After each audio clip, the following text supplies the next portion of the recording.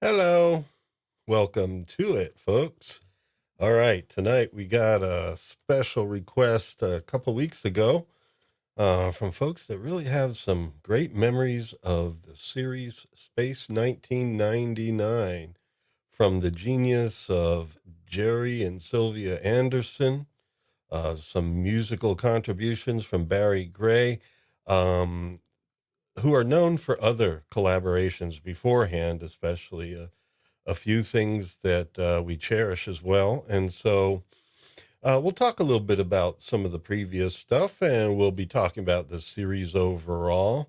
Great science fiction series, especially for, I don't know, I guess it's kind of like a cult nostalgic memory sort of thing for those of us who grew up in the 70s and, the 70s especially. But there was reruns in the 80s too. But in any case, let's get on with it.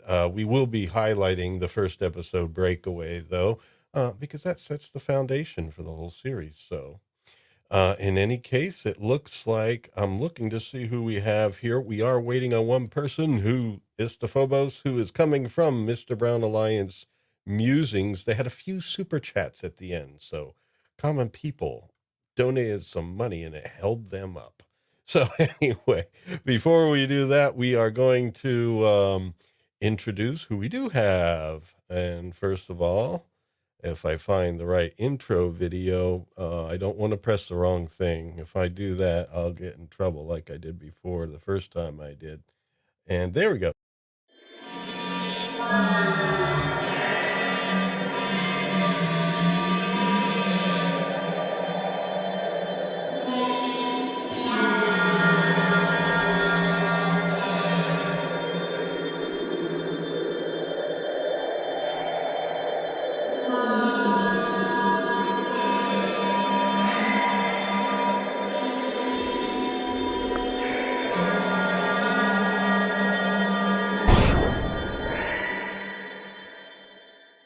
Hello, lady. Oh, let me bring you up on screen. People didn't hear you yet because I had you off screen. Oh Oh, no. and it's like last week. Oh, hold on here. There we go. Yeah, that was our setup last week. Yes. Perfect. There we go. You've got a little bit of noise on your end. Is there? Hold It. on. Let me see. I'm going to have to do a little something here because it is a little prominent. I'll mute you. If it Hey, doesn't go away, Flav. it's not you. Welcome. I think it was Liza. Yeah. Let's see. Ask for unmute. Okay, Liza, you can unmute yourself now. But yeah, it is you. Testing. One, It's two, better three. now. 1, 2, 3. It's better now. If you did something, that was the right thing to do because it's much better. I didn't do anything. Maybe it just needed to be muted, Did not. unmuted. Streaming software will Ew. always throw a wrench into your life. So anyway, I think our audience is used to it by now. Anything you want to Ooh. say before we We bring on the got, rest of the folks? well, we got Mr. Brown here. We got Swappers. Oh yeah. Anti-derivative Jill. Welcome, Jill. And of course, the great Scott Hobbit. Yeah, Glavin Blackburn Welcome, as well. everyone. Yes. Flav. Yeah. Well, people like Space 1999. I think we'll talk about it as soon as we get some Oh, other folks on I'm here. in the But minority here. I have I have a theory as to why it's so popular, and I'll express that when we get a chance. Here we go. Here is Mountain Hawk.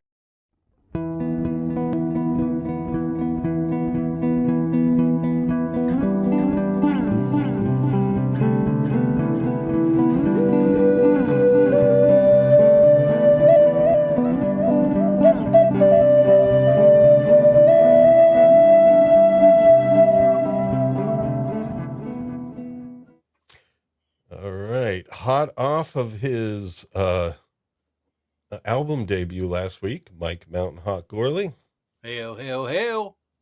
Yes, Hail. a final gesture, folks. If you want to hear some great guitar playing and some beautiful, peaceful but beautiful, but also very interesting music, check Yes. out last week's episode and Mike's channel, which is in the description. There you go. Couldn't have said it better. All right. Well, let me get some more of our folks up here Yeah, we because got a full house we tonight. have two Oh yeah. scholars of Space 1999.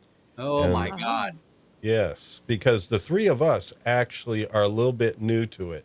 I vaguely Oh, remember it from when I was a kid seeing the reruns because it was released when I was 1 year old, which is a little too young. But uh, yeah, I saw reruns, but I barely remember them. So now I'm almost like watching it for the first time. Now I'm trying to get the right intro video here. Oh, I found one. Here we go. One rabbit stew coming right up. Look. Jesus Christ! I warned you. Careful, he's going to strike, folks. Awesome. Just how you doing? Oh man, it's been a long day, but I'm doing great, and I'm really excited for this. It's funny because I saw Jill just type, about UFO. I mean, both Uh-huh. of the shows are very near and dear to my heart, and it's going to be a lot of fun to Yeah, we talk about it. decided we'll do like the setup for UFO next week. You know, the premise of the story, maybe the first episode. We're going to do 2 weeks here. And right now I am multitasking. I'm looking for oh, here it is. Every week, Evie Muggs puts these in a different order. All right. But anyway, and finally, folks, back by popular demand, fresh off of the hunt.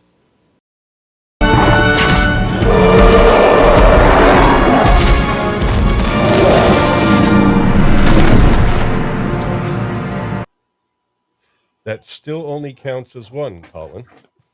I resemble that remark. It's the great Uh, Archer Colin, folks. if I should have done my homework. If I'd done my homework, I could have told Mike exactly what level of nobility was allowed to fly a kestrel when out hunting. Mm-hmm. But didn't need to do that. I can, however, answer your question about light bulbs. aha! Only one hand. But in the great days of the Centauri Republic, 1,000 servants would leap to a change Yes. 1,000 light bulbs in his slightest whim. Well, I'm glad you saw Yes. that. I don't know if Mike got to that episode yet. Did you, Mike? Probably. Oh no, no, Oh, no, no. Mike is learning Babylon 5 as we speak over these weeks. So And now you got me switching to 1999. So I get it. Not switching, but adding to. yes, adding to the repertoire. Yeah, exactly. But I watch maybe 3 hours of TV a week. Oh, wow. I Yeah. play music. Yeah, we Well, just need something to help us get to bed. But then Babylon 5 is bad for that because then you just keep wanting to watch the next one. You keep watching. Yeah. I think You'll I was never up get to to bed. Yeah. 8 on that one, 8 or 9, something like that. But yeah, I'm not one of these binge watchers for the weekend. To watch a season will take me, half a year or something. So Well, these shows not only have excellent music, 1999 and UFO, but they're episodic. So you can watch one and be done with it. You're not immediately funneled into the next one. yeah, there you go. So why don't we get into our introductory thoughts about Space 1999? I think we'll start with how about you, Archer? Do you want to go by Archer or Colin? Colin will do. Colin's fine. Colin. All right. Okay, I've had this before. I realised the fact the way Lisa was the last stream before I came on, when Lisa was referring to me as Archer Collins, I realised how confusing that name can be if you don't know what it is because it's the surname. That Well, was my fault, and I want to apologize because No, I that's don't I don't see well, and actually Colin and Collins can look similar. I thought it was a surname, and I was just like Archer Collins. I honestly hadn't clicked to me until I heard Lisa saying it. I thought, of course, it could be worse. You could be calling me Colin. That was a strange reason people used to pronounce my name that way a few years ago. To do with the general or something, I don't know. Well, I don't know Space why Knight- he did. His Yeah. name is spelled Colin, but he always pronounced it Colin, which is not a bad look. But anyway, The interesting thing is I actually it was I was a few years ago now. I was staying at a bed and breakfast, and one of the two ladies running it was an American, and I heard the way she pronounced my name, and it clicked what one of the major differences is between an American and an English accent. When you've got a multi-syllabic word, especially we talking about 2 or 3 ones, it's where you split the word. So when I pronounce my name, Colin, the L tends to be Col in. Right? When an American pronounces it, it tends to split. It becomes Colin, which tends to draw out the O a little bit. So it goes a little bit more like Carlin. It just suddenly clicked. But completely irrelevant. Space 1999. Right. We've got these. You do realise we've got these two shows the wrong way round, because 1990. Yes. Yes, this is true. Yes. 1999 always. 1999 was originally supposed to be the second season sequel to UFO, but Right. Well, we're going to be, we're going to introduce it, and then we're going to yeah. go back into the cause. Oh yeah, well yeah. I mean, it's one of those shows that you watch it and you think back and you think, well, hold on a minute, no, just I don't care. It's really good science fiction. It's good adventure. I'm not that bothered when the science becomes a little bit A bit odd. especially as you get older and you look back and you actually know a little bit more about the universe, or how science works. Yeah, I was wondering at first, and we're going to get to this episode 1, but this is, I guess, good discussion to start right here, because if you haven't seen yet, when you do see Space 1999, which is now available on Tubi, I believe, and so if you're watching it there, it's like at the first episode, you're wondering, okay, where's this planet Meta that's in the episode? And how Yeah. does that relate? Because we're on a moon base Alpha. Where's this planet Meta? Is it kind of like the 12th planet from Zachariah Sitchin to just wander into our solar system or something? You're wondering that. And then, as it goes on, you get to see, all right, I guess the galaxy and stuff are just a little bit different. Yeah. Well, it's interesting, in fact, again, both this and UFO, both of them had recent remakes from Big Finish. And the way Big Finish redid, the way Big Finish did Breakaway, they actually made it quite a long episode, which was able to bring in a lot more explanation and background than a 19 or 55, whatever it was, minute TV, even a pilot could do.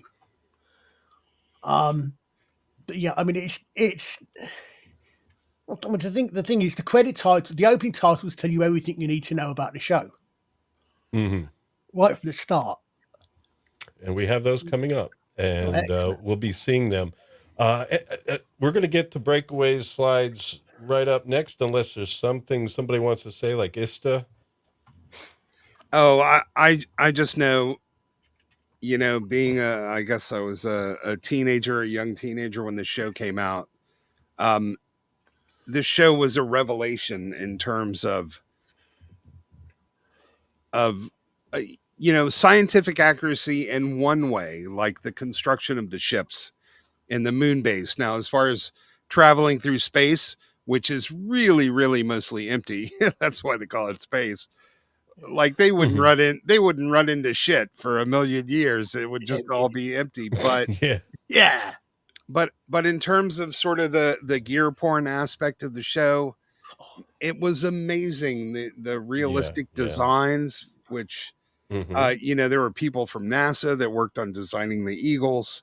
Brian Johnson, the brilliant effects guy, and the shows were written so well, like by real science fiction people and not just TV people, which is what I think happened to Star Trek episodes. The longer you get away from the original, you lose the authorship, and it's just regular TV writers that are used to cranking out sitcoms and empty dramas every week. So, like, the episodes in this show are extremely thought provoking, and they really excited my. It's one of the reasons I ended up, going into engineering, I'm sure, as a kid. I just couldn't get enough of this stuff. And I just want to open up the floor. Liza, your most lifelike avatar yet. Do you want to Oh chime in yes. before we get started? Or probably Well, not. I about the maybe put you on the spot. I'm sorry. yeah, you put me on the spot. What the yeah. So Okay, that's a no right there. All right, so here we go, folks. that's a big no. I thought you'd realize what the avatar is Yeah, I and know. mention It's it. like I know. I'm just joking. It's my protest avatar. Oh, okay. You're like, I'm staying with Babylon 5. Yeah. Yes. I can Well, I, I can absolutely support you in that, my lady. There are yeah. plenty of episodes still Thank to you. come. Oh, yeah. We Thank you. love Babylon 5, but I could see where space. I mean, since I've seen a couple more episodes than you this week, I could see kind of where it's going now, and I have some hopes here with Space 1999. But yeah, Babylon 5 is a love that you never lose. All right. So Oh, anyway, oh, go ahead. there's so, we're doing Breakaway, right? Which was the first episode aired, but it was the second one shot. Um, Uh-huh. they had a parrot on the set when they were filming the Planet Terra Nova episode, Mm-hmm. and the parrot learned the word cut, and it would often scream Oh, it out, God. and the actors, the crew would be confused with the director's instructions, or was it the parrot? I'm not And they exactly kept sure. it there? Well, presumably, you know, I don't know if craft services was serving parrot soup the next day or not. I don't know what happened, but it was just the funniest thing I remember when reading about, the show. I have like the technical manual, blueprints, all stuff, I got as a kid. There wasn't a lot of material to buy about this show. So, but Mm-hmm. people would generate their own stuff like at science fiction conventions and stuff. And, I would get all kind of stuff I could come across.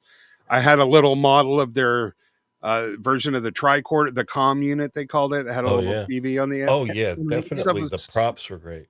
yeah, well, that's, that's Mr. Johnson's work, who, I think he actually left the show to go do Empire Strikes Back. They wanted Mhm. him to work on Star Wars, the original, but he was already committed to the show. So, Yeah, well, we're going to move on to our slides now. I did capture a bunch of some of these props and, of course, the ships.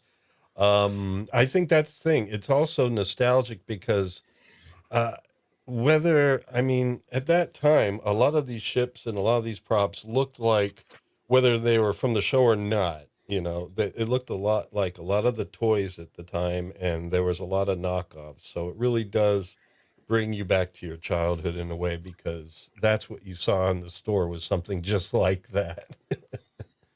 you know. But anyway, we're going to start here with Sylvia and Gerry Anderson, and I hope these are the right Sylvia and Gerry Anderson. It looked like it from my search, but yeah, I have been wrong in the past. the puppets are a dead giveaway. I think you're Yeah. safe there. Mm-hmm. Yeah. So anyway, folks, you gentlemen know more about their history because I have not seen a lot of their other works, and so please take it away.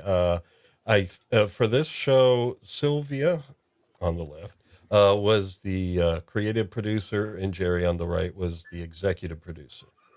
Um, Archer or Ista, take it away because you know more about them than I do. Why don't you go first, Archer? Okay, thank you, kind sir. UK.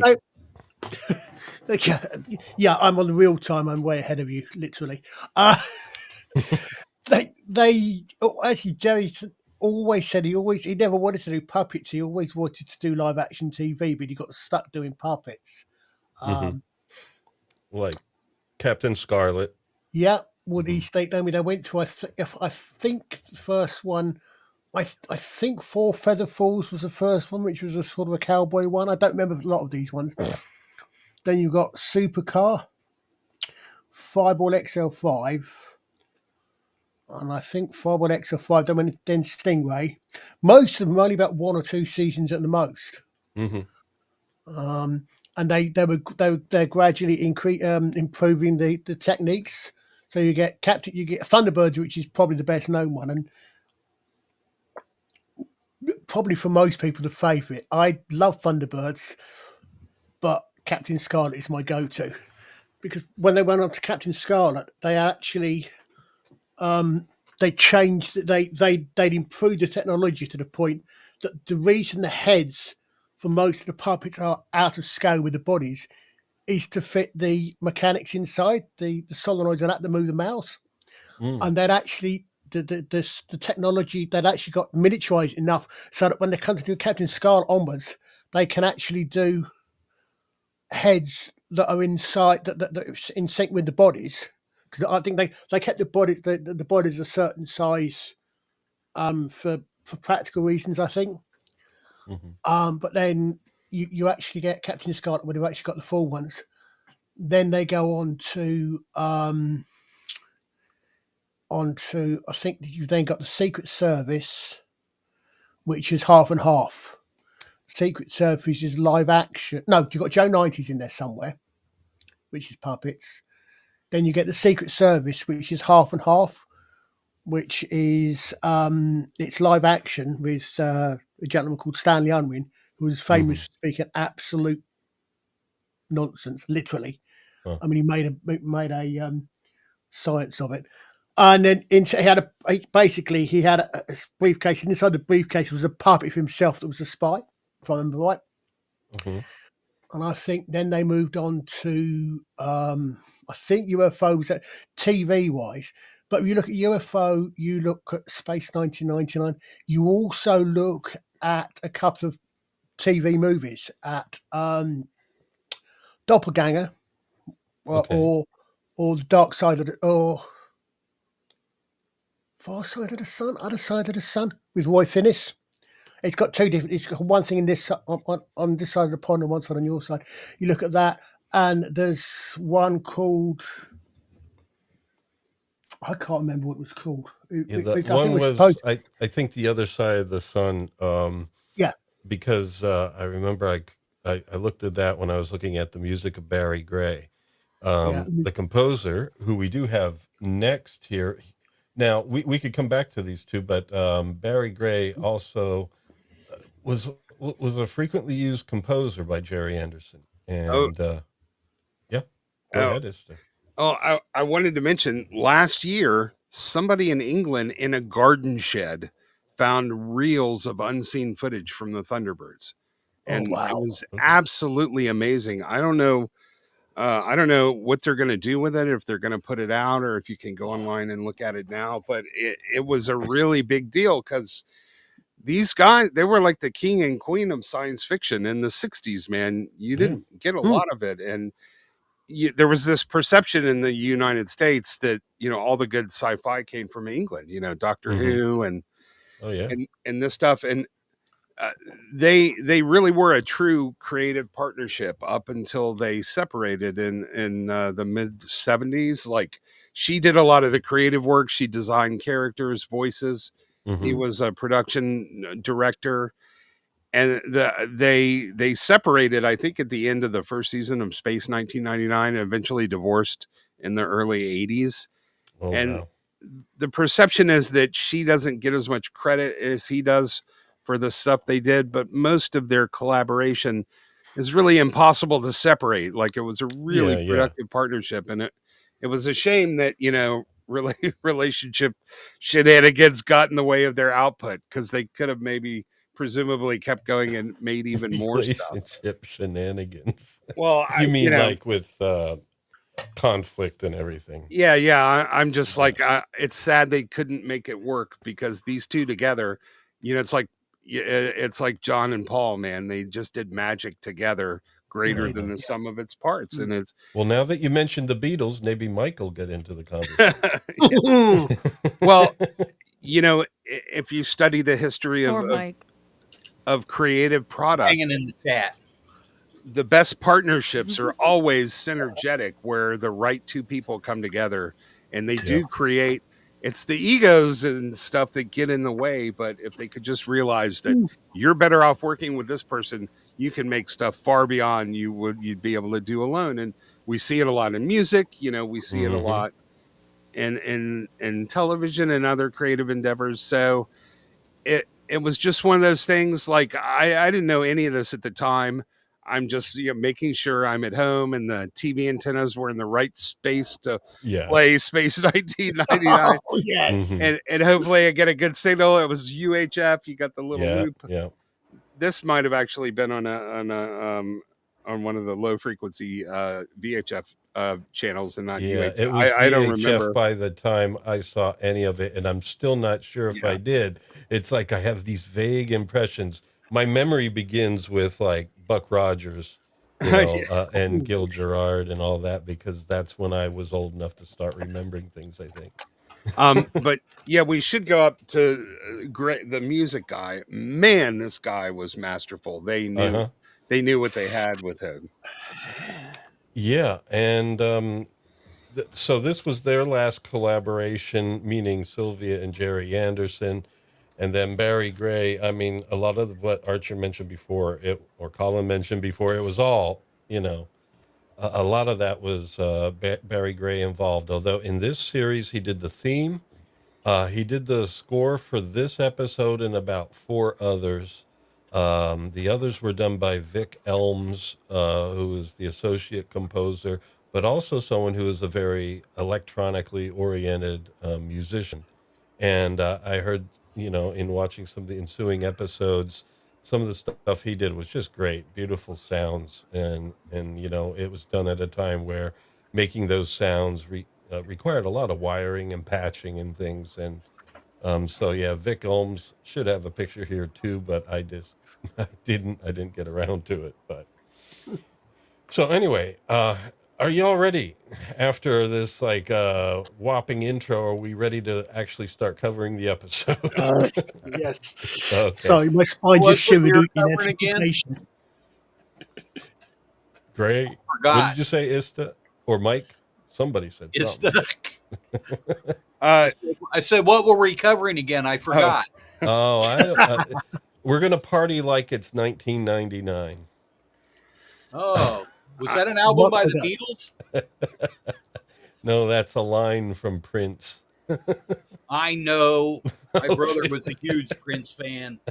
I was a huge Beatles fan. I am a Yes. huge Beatles fan. Yep. But let's not forget the Ruddles, man. Oh yeah. So anyway, here we have the moon to your left. In the center, we have the Earth, and to the right, that's our sun. Yeah, the moon. It's looking pretty cool. It looks a little worn there from erosion or something, but no, I mean, still, there's something endearing about artistic creations. So even if it doesn't look a lot like the moon, there's something stylized about it that's kind of cool. Yeah, I only recently got the Blu-rays. I've had the DVDs of the show, but it was only, I don't know, maybe 5 years ago. I think the Blu-rays came out. And I remember this looking amazing on, a CRT television back in the day, but I was actually impressed. It's like the original Star Wars, man. That still holds up. It still looks good. And you run, catch up with the sun, but it's sinking, racing around to come up behind you again. All right, there we go. Dark Side of the Moon, had to do it. So, now the Dark Side, I think, is where they had their first. I mean, here we go. Moonbase You know that, Alpha. Mr. B. Moonbase Alpha, which also is on the moon with 2 atomic waste storage areas. One area 1 is called area 2. And we'll learn about those as we go. But basically, at this point in time, the Earth is storing its atomic waste on the moon. So, yeah, the nuclear energy did not take off as they thought by 1999. Neither did space travel. But in any case, there we go. There we see our setup. I mean, this is a very, let me just go back to it, but it's like the models looked like a combination of, especially looking at it now, It's like they looked as a combination of kind of real or pretty definitely real for the time. But there was something really stylized about it that it's like you could attach it to this series. You know what I mean? It Mm. had echoes of other things, but it was its own thing. Yeah, I think the word is sexy. The production design of this show was just really sexy. Mm-hmm. I would say that let's let's stick to TV to make it easy, well, possibly easier. The three, and I have to reluctantly put in the third one here, most iconic spaceships um, are the Enterprise, the Eagle, and the Liberator from Blake Seven. For me, Mm-hmm. They uh, they have a convention of people that just simply celebrate the eagle. Like it's huge over ooh, here. They have an annual convention of eagle aficionados and Yeah. model builders and designers. We have some better shots of the eagle coming up, or the eagles, you know. well, there's, the thing is also, as I said, if you look, there's I'm not sure if they did it for Doppelganger, but there's another movie that Anderson made about the same time with Nick Tate. Interestingly, he was in Space 1999. Mm-hmm. Brian Blessed. Oh yeah, it was Uh, like a parade of stars. I was looking yeah, at some of the names. Yeah, Brian Blessed. but Oh I mean, this wasn't officially linked to Space 1999, but even the ships had the eagle. Some of the ships had a lot of the eagle in them. yeah, And it was about a family that went into space. It wasn't lost in space, and it wasn't meant to be a lost in space ripoff, I don't think. Um, pigs in space you're from close. the Muppet Show. I can't remember. I'm sure someone will remember what it is before my brain finally wakes up and remembers it. But Well, we'll see if the chat can mm, remind you there. But I do have a video clip here. Now, I will say, first of all, folks, if you're watching us on the rewind, if you don't see video clips in this, that means they were cut out later because YouTube made me do it. Our first Babylon 5 episode, I was able to play video clips and there was no problem. Babylon 5 Soul Hunter, when we did that, I don't know what happened. The clips were maybe a little too long or something, but it had me remove every single clip, which it does oh no, automatically, but it still kind of sucks. It'll do yeah, it automatically, but then it disrupts the algorithm a bit, and it had me do it even to make it public. It wasn't even just a monetization claim. It was like, no, you can't show this until these are clipped out. And so I don't know what the difference was from episode 1 to 2, but I try to keep these short, but I still want to include some things. And this one is because I think this is a pretty cool, um, shall we say, prop design as well as musical usage. Well, not musical, sound design. So let's go ahead with that. And let's see. How do we do this? Oh, yeah, I need to go to the other scene. As you see, we have different scenes this week trying to employ 5 people. Not employ, but utilize. Sorry. okay, employ. There we go. That was real quick. But just notice, I'm trying to keep them short. I'm being honest. But here we go. Yeah. But Oof. yeah, like this cart, moving cart. And you could say, it's just a golf cart. Well, there's a good design for it and everything. And just the sound. I love it. Oh, well, Yeah, that sound makes me think of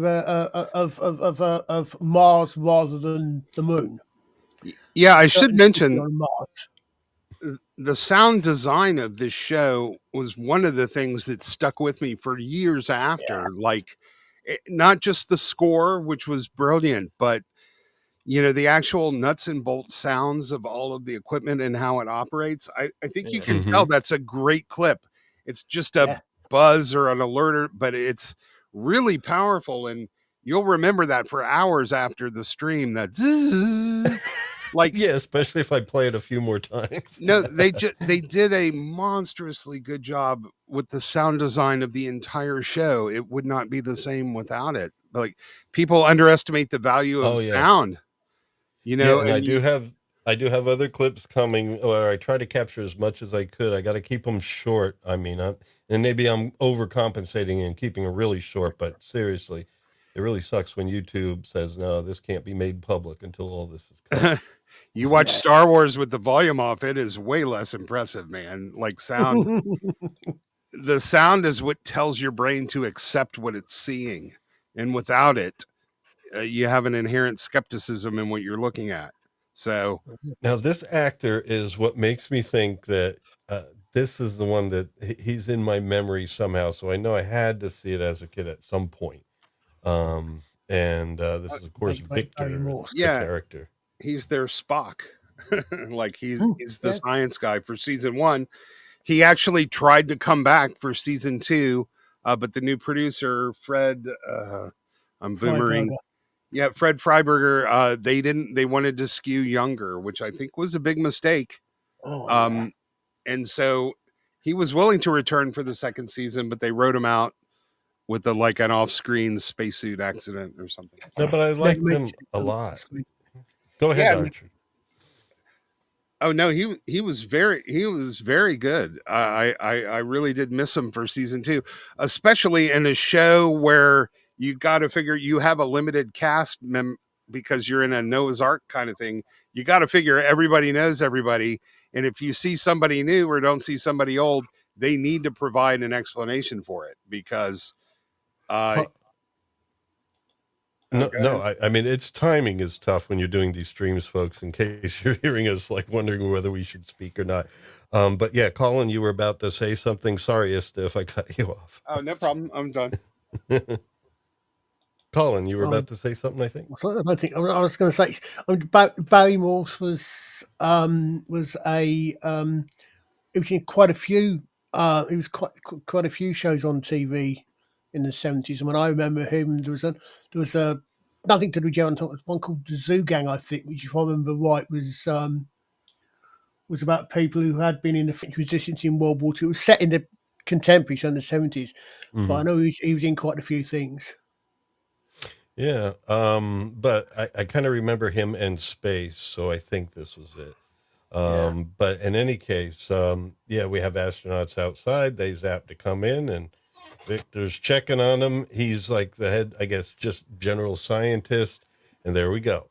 I think I have a number of screen grabs of her face. I don't know. I mean, but no, even beyond the fact that she's attractive, it's just like also she had this look where it certainly brought a bit of gravitas to it because she is great at face acting where it's like, this is serious. We want you to take this seriously and everything. And she did convey just drama with her face, this being Barbara Bain. And so that is Helena Russell, I believe, is the character. Yep. And so as we go on, another bit of gear there. Yes. And so that is basically there. You find out later that they're storing waste, and she's the medic, and she's watching basically their brainwave patterns. And there you go. There's some more of the base. You're more than welcome to jump in anytime. Well, I wanted to talk about what they're doing here, which is, on the surface, a really good idea of storing nuclear waste on the moon away from where it can harm people. And obviously we're going to see the consequences of that. Mm-hmm. But the danger of doing this is initially getting the waste outside of the Earth's gravity well. That's where very bad things can happen. Yeah. Once it's in space, man, shoot it toward the sun. There's no need to bury it on the moon. Right. Yeah. But I guess they were trying to seek parallels with what they foresaw or were actually maybe already starting to do on Earth. And it's like, this is how you would store it on Earth in a way, maybe a little more futuristically, because basically we made caves, really.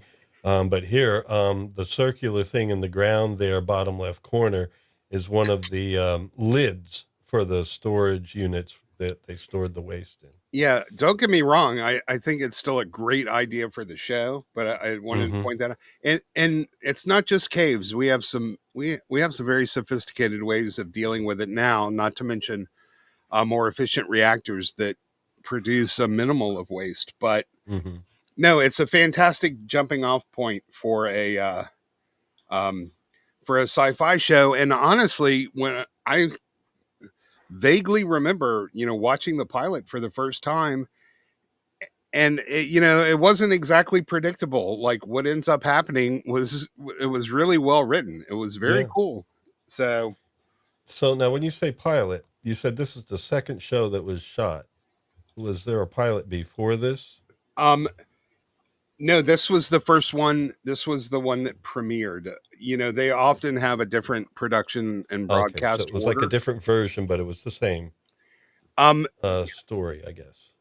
yeah. I'm not exactly sure why they did one. There's probably a production reason or a timing thing that it was easier to film. But I believe this was always meant to be broadcast first. It just happened to be Yeah. filmed second. Okay. I mean, yeah, because it's the one you. I think part of it, as you said, I mean, because you got Roy de Treese, I think, is in this one. I don't think he's in the second one. Then he's in another one where his character arc is resolved, if you like. Oh, so the first one shot was actually episode 2? I think Um, so. it wa- Yeah, because I was going to say, like, after this one ends, where they know their situation now, they're on this journey.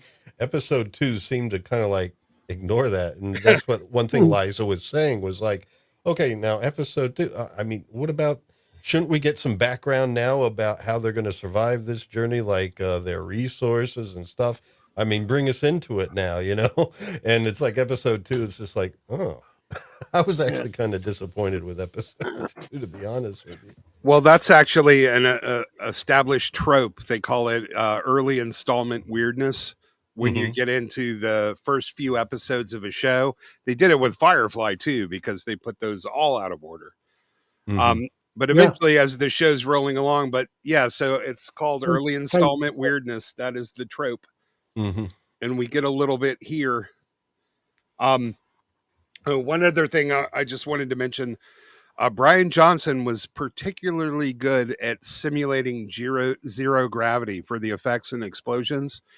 He worked on Alien, and they asked him to work on Star Wars. So, he has a great pedigree, but there are some videos about him setting up explosions on YouTube if you want to go check those out later after us, of course.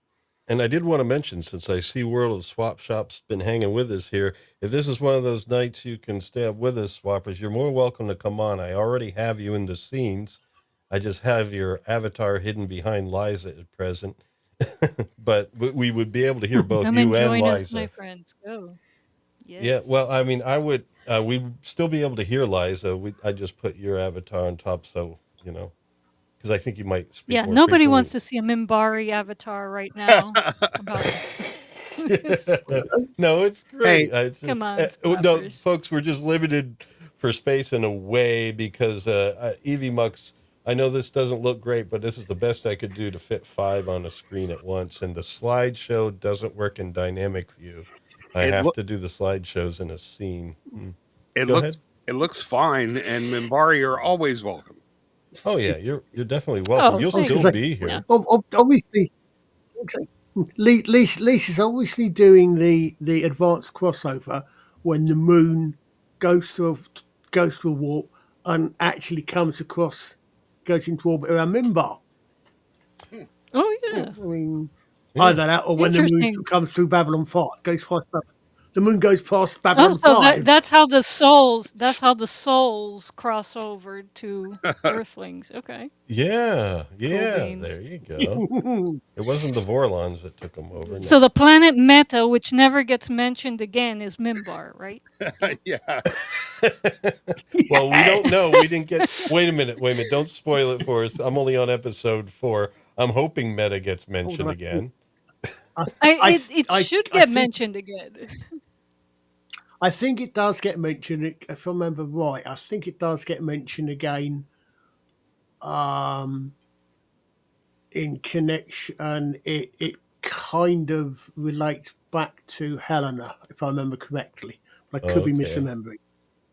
Yeah, because it's kind of like, okay. all right, well, they set it up here. I'm just hoping it becomes a payoff. But anyway, they're monitoring brain waves of the astronauts out there, putting the waste away. So they're checking them out with an oscilloscope. That's nice. Yeah, there we go. What brand is that? It says Steiner. Isn't Steiner, that the yeah. name? Isn't that Victor's last name?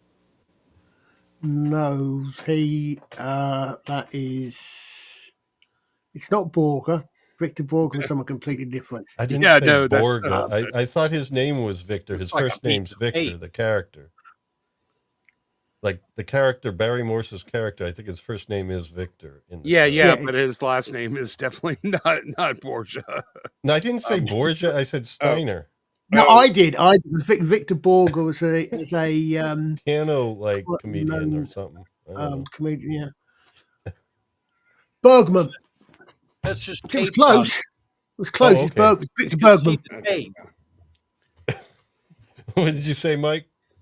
I said it's taped on there. You can see the corner. It's taped on. Okay, all right, all right. Well, at least it doesn't say Steinway. That would have ruined it. All right. Yeah. So anyway, there we go. You should have But I said thought taped. his last name was Steiner. I thought it was Victor Steiner, but I don't Well, know. I thought she said No, it's Steiner Victor. at some It's point. Bergman. Steiner is an It's Victor optical Bergman. company. They make binoculars, lenses, scopes, that sort of thing, Oh, okay. So and good ones. It's I don't know. It sounds sciency. yeah, good. Works for me. All right. And so anyway, yeah, I don't think scientists put their name on equipment, but anyway, so ships coming in. Oh, and this is kind of cool about it. At first you get little exposure to the ships. Later on, you get larger and more intimate exposure. But yeah, like nice stack of engines there at the back. I like that.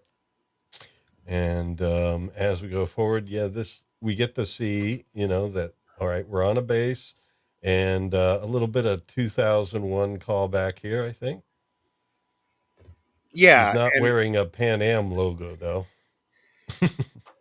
and the scenes really they help develop.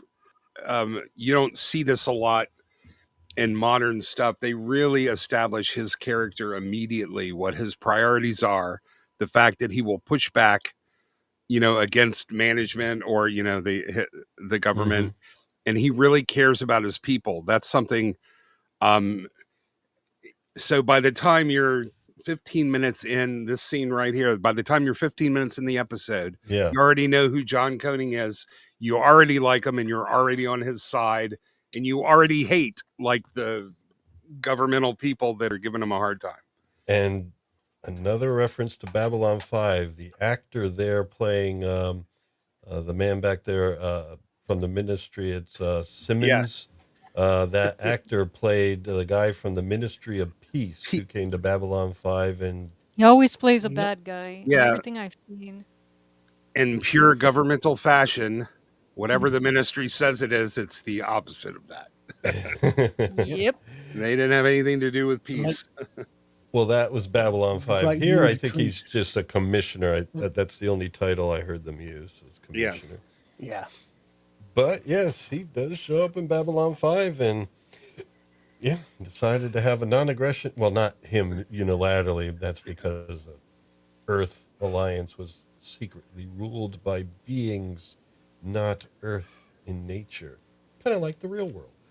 And All the, right. the commission they picked Koenig because they thought that not only he would deliver, but they could push him around, and he shows Yeah. pretty much immediately that that's not happening. Yeah, you do get that sense from this guy, just from the conversation. He's like saying, okay, we're going to meta. There's no question about it. We have a launch window that we got to make, and that's it. And then you kind of see from his face that he's like, it's like he doesn't like the idea where he, being in command, is being told he's got to do this. It kind of like takes away your ability to make decisions. And so you see a slight grimace there from him. So you get kind of like the feeling early on, but subtly. And there we go. It's I don't know. I take pictures of everything. And this is the signal that's coming from Meta, a distant planet. We don't know where it is. And I don't think we ever will find out, do we? But it's a planet we're getting signals from, and they're going to launch to it from the moon, or hope to. And there's a certain launch window, when planets are the right distance apart, that you can actually do so. And so that's what they're trying to do. And yeah, that's the whole conversation. So they set up in episode 1, there's this planet Meta that we want to get to. So it's this mysterious planet. What's this about? But it's the mission. And then the way the episode ends, you would assume that it's going to play a major role from there on out. Look at that shot. That is just gorgeous. And Mm. the windows are designed in a similar way that they did the lunar lander and the Apollo missions. Yeah. So you can use flat planes of glass and you don't have to curve them. So they took the curved openings and then they ran them back until each of the sides were flat. It's another way to reinforce the structure and also save on materials. So No, definitely. But this will be a model, right? as opposed to a real one, you mean? Like it's not to scale. Like Oh, I couldn't oh. sit in that, right? No, Yeah, I no, mean- yeah, of course. But again, I mean, they based it on what a real spaceship that they might build. It's modular. The command unit comes off, the propulsion unit comes off.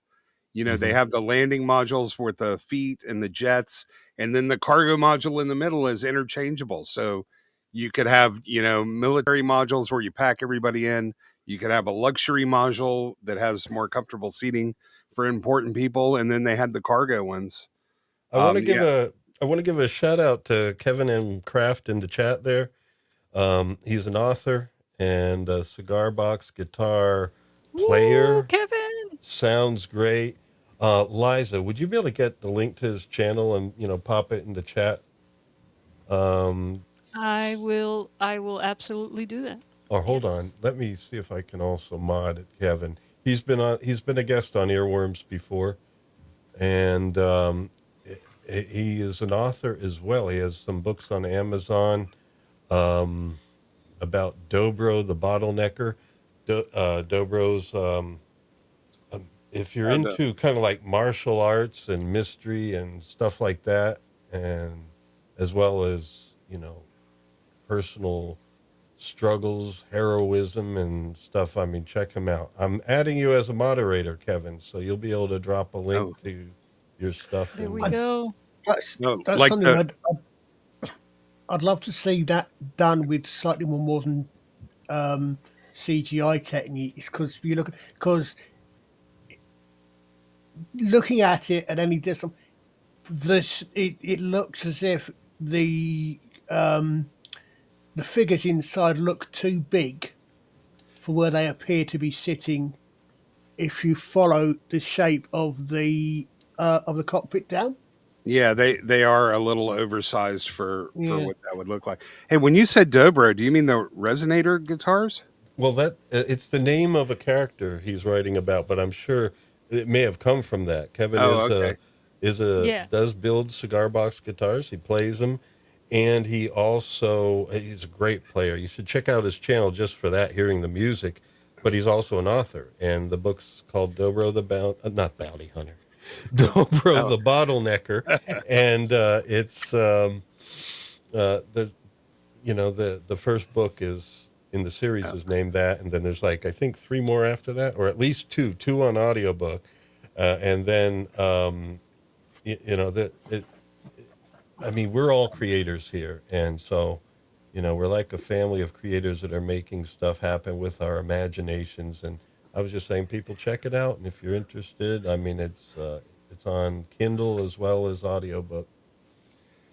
Check it out. Dobro the bottleneck. It sounds like he should be living in down below on Babylon 5. Yes, he should.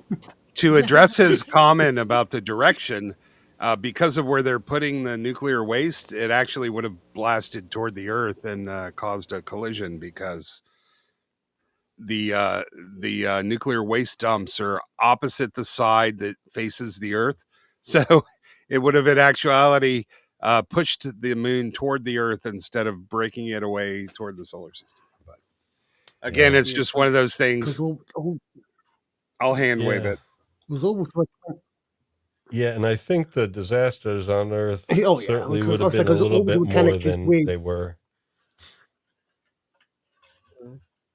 Yeah, You it know, was what? cool. Because if you, I can never remember which way you Uh, speed. You either speed the app. If you speed it up, it comes in close, and if you slow it down, it goes up, or vice versa. I can never remember which is which.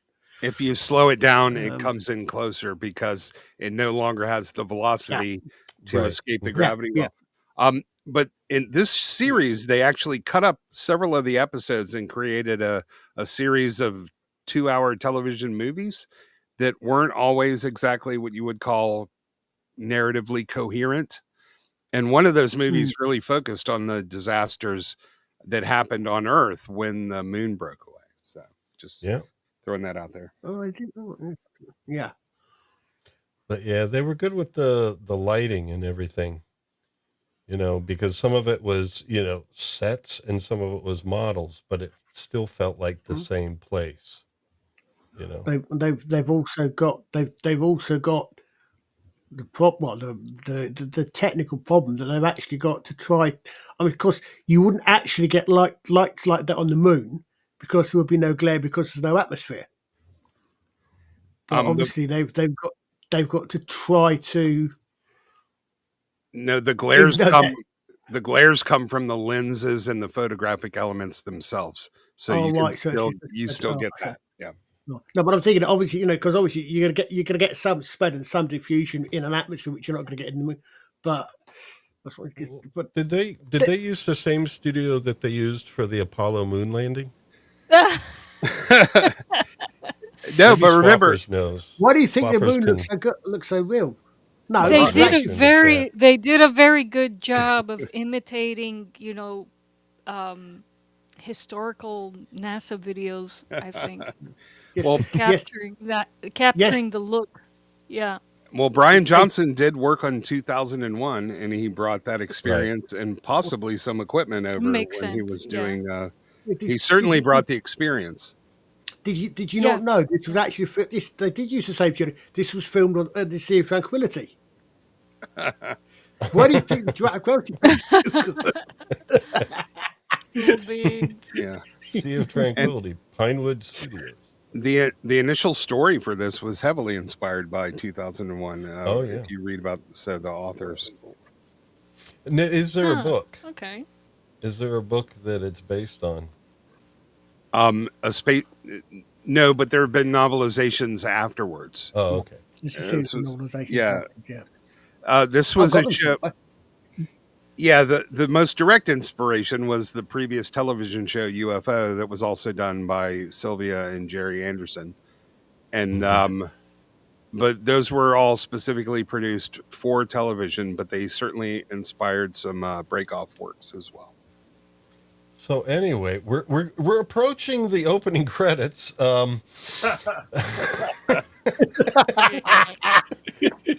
I think that's going to be the tagline here for me. It's like worse than Brown. So anyway, they're still monitoring brain activity. We will be speeding up as we go. I mean, we're just starting them, so of course we're talking about everything. Yeah, brain activity on these great TVs. But she's watching them. I don't know. I guess the you know, there we go. Somebody gets a little bit of a, I don't know, head problem. It's hard to say, but you know, it's the mystery that gets investigated over the course of the episode. But basically, they're radioing into the backup team that, hey, there's a problem out there. One of the guys is going crazy. Basically, he's going berserk, and he throws away his colleague here, and you get the feeling of it because they bounce over to each other. They do the moonwalk, and I don't mean Michael Jackson. It's the actual way, you know, they would bounce on the moon and skip basically, and then he does the tackle here and throws him back, and you know, basically the guy that went berserk is doing that to the guy that didn't, and tosses him away, and he kind of floats away. Does anybody know? Anybody do some pre-show research? How did they make that look so realistic? Like there's low gravity when obviously there isn't, and they're not in a tank. They're not in a tank of water. So No, it's a combination of manipulating the film speed of the camera, and they do occasionally use a little bit of wire work as well. okay, yeah, but it looked so good. It really looked like a low gravity situation. And there we go. But at the end of that, he gets pink eye, I guess. But anyway, that is, we'll find out later that he's in a state that he's not going to get out of, basically brain death. And there she's the medic, and she's wondering what's going on. It's a mystery, but they've encountered it before. And that's why you see the troubled look. That's the problems they're having there. It's like, okay, this is the 9th person now. And so they've been having that problem, and this guy is being brought in to deal with it, basically. But he's already been given the mission that you're going to Meta no matter what. And there we go, Martin Landau. I remember that Sylvia Anderson at first didn't want this dynamic duo here. I read that somewhere, but they thought this would be good for an American audience. Well, think about it. They were already having problems in their marriage, and these two were also married. So, maybe that's why not we have them on, folks. Mr. Phobos knows this stuff. All right. Well, And was there any problem with the Landau Bain marriage? Well, eventually there was, but Okay. obviously since it didn't last. But did he not? I wasn't aware of that. those two are professionals. You know, I really think the quality of the acting in the show is stellar. So even if there were, I have no inside scoop on their marriage. Go ahead, Colin. There's a really interesting video on. I think it's available. I'm sure it's available on YouTube or other places. It's a made about the time of a documentary, and they're saying about this. They're saying where you see Barbara Bain and Martin and are talking about what attracted them and all this sort of thing. Mm-hmm. It just occurred to me that actually you could say that given all the problems, Martin Koenig was given a bit of an impossible mission there. Mm-hmm. Yeah, basically. Sit back and wait for the joke to land. And they had all worked together on Mission Impossible. You'll notice a lot of people from this show, from Twilight Zone, Star Trek, and Mission Impossible used a lot of the same actors. Yeah, there we go. So those are our two leads, and then we have Barry Morse coming up in the credits later. I do have a bit of a snippet here. Now, there was kind of like Barry Gray's score for. Now, I can't risk playing the whole theme, and I got to keep it real short for YouTube constraints, but I am going to play a little bit, and I'm going to play the bit that kind of jumped out at us the most. Oh, wait a minute. I missed a clip earlier. No one told me there was a number 2 earlier. We missed this clip here. So I'm going to play this first and then where we're at in the theme. I mean, we can't go without this.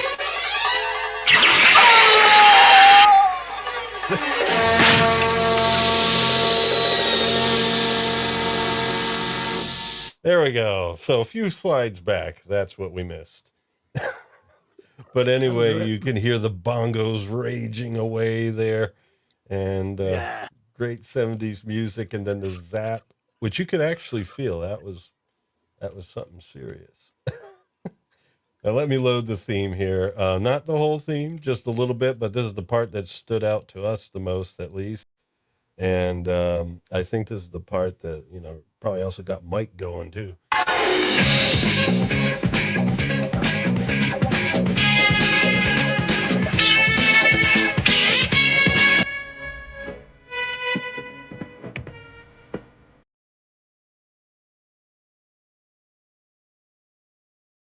I had to wait till a stopping point before I stopped it. It's like a crazy sitar on steroids. I love it. Yes. It's like when I first saw that, I was like, man, are they This is like almost 70s cop movie type thing. Or It yeah. is 70s cotton. Yeah. There may be a wah Boom, wah ba-dum, pedal dum, involved. dum, I don't ba-dum, know dum, about a dum, sitar. ba-dum, dum, dum. There we go. Boom, ba-dum, dum, dum, ba-dum, bum, dum. And if you can believe it, the second season is even more upbeat than that. They changed the music. And they had some fast edits there. I mean, if you didn't notice, folks, it said this episode a couple times Yeah. in there. It's like saying these clips that were blasting by you are from this episode. Man, it's like, wow. Yeah, I thought everything today was like short attention span and fast. You got you got that I think a few times, didn't you, sort of the 70s, where you'd actually get clips from the episode to come, especially in sci-fi, I think. Yep.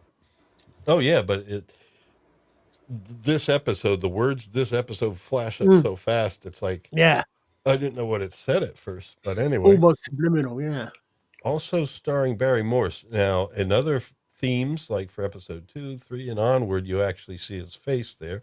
Here you say the moon, but that's Victor, not Victor Steiner, but Bergman. Bergman, and not Victor Borga either. Yeah, not bad. I was close. I got the right first letter. Oh yeah, Sylvia Anderson, the producer or creative producer, basically, and Gerry Anderson, the executive producer. He had the money. And this is September 13th, 1999. Now, has anyone looked that up to Yes, see it was a what day? Friday. It was a Friday. I had It a was a feeling it Friday. was. Yep. 1999. All right. And then here we go. This is our set. Now I'm trying to remember what's going on here. They showed us in the credit. If I remember right, they showed us the credit titles before it Oh actually yeah, happened yeah. in the first episode. Right, yeah. This If I'm is right, I think. yeah, and then there's one would assume the light of the sun, but no, that's probably the light from the explosion later. Yeah, Yeah, that's it's the like nuclear blast. yeah. This episode, this is the spoiler right here in the credits. And then you Yeah. see the Earth moving away. Yeah, that's the thing. They're showing what's going to happen later in the credits. And the episode is Breakaway. So if you paid attention to that, you might get a clue when you're watching this. Well, when the show aired, the premise of the show was already out of the bag. So I remember knowing what was going to happen, just not Okay. why. Okay, and guest artist, I assume Roy Dotrice is probably that guy from Babylon 5. Yep. Yep, Warren Trace Simmons. And there we Is go. I think I think both his daughters are actors because I think one of them is best known for playing Betty in oh my god, my brain switched off. Betty Oh. Rubble? No. In a comedy show with I'm getting old because my brain's gone. It was a very well known with I'm there too. I can picture the actor as well. Some others who haven't. Oh. Some others who haven't was a very well known comic with the lead actor doing most of his own stunts. Is Brown sharing some wisdom here that we should all be partaking in? He said that the nuclear explosion should have caused a wormhole that could have, been used for interstellar travel. Should have, yeah. Actually. That was kind of retcon later on in the show, but look at that beautiful moon base. That's heavily inspired by the Clavius base from 2001, but it's just phenomenal. Yeah, definitely. They could have gone that angle, and it would have made a little more sense. I mean, how practical? Well, I mean, you got to have a certain leap in science fiction. Yeah, but the science fiction Yeah. audience at this time wasn't nearly as sophisticated as they are now in terms of Mm. understanding how all this works. Oh, wait a minute. That's right. What year was Carl Sagan's Cosmos? Was it 80? No. It was like 80 or Something like that. 81, I think, because this is 75. So, yeah, if it's before Cosmos, Mm. maybe people don't really know their solar system yet, and the That's one of the galaxies things. Yeah, and that's one of the everything. things. Like I Yeah, always noticed from the original Battlestar Galactica, a lot of the cosmology in that is horrendously doesn't make any sense at all. yeah, and Mhm. you said yet. There's still, according to YouTube, people don't even know Africa isn't a country. So I mean, Okay, yeah, I Well, know. yeah, I'm pretty sure far that too many people. yeah, there's still plenty of people that don't understand the But I solar system. would bet most science fiction enthusiasts do know that, though. You know, Yeah. not only they Well, tend to be a bit more knowledgeable. I've noticed. You Yeah, don't usually get into science fiction unless you got a bit of brain power going on up there. but this is aimed for a general audience, as most TV shows are, because it's hard to survive on the ratings just making a show for the hardcore sci-fi people. Yeah, exactly. Yeah, that's true. Now we should say that we do like the Star Trek too, and everything's going to get compared to that in a way because they did it and they did it well. All right, so this is the tube train on Moonbase Alpha. And the slide isn't going to do it justice, folks, but basically you see this thing coming at you and then past you and everything, and you really do get the effect of a fully functional tube train. Pretty cool. In fact, there's a lot of chats coming up now. I saw a cat there for a moment. Gap After Dark. Hello, Gap After Dark. Welcome aboard the Earworms. All okay, right. at the risk of spoilers, a little bit of trivia for you. You Go can probably ahead. work that one. Who was involved? There are compilations of both years on YouTube. Do you know who was involved in the most Eagle crashes and accidents? You mean of the actors or characters? Of the character, of the character, which character was involved in the most Probably Eagle? Alan. No, Oh, no.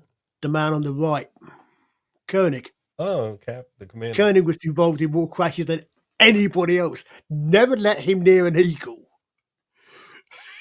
Now, are you talking about like, you mean like over the course of the story? Yeah. Over the Yeah. All right. there's two video clip there's two videos on YouTube each which are clips of every Eagle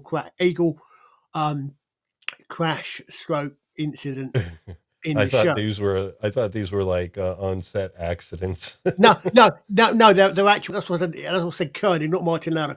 Koenig is involved in more Yeah. Eagle act. Possibly, I suppose, for the same reason that Captain Kirk went on every away mission, because Oh, yeah. the lead actor needs to be in the action. But Right. yeah.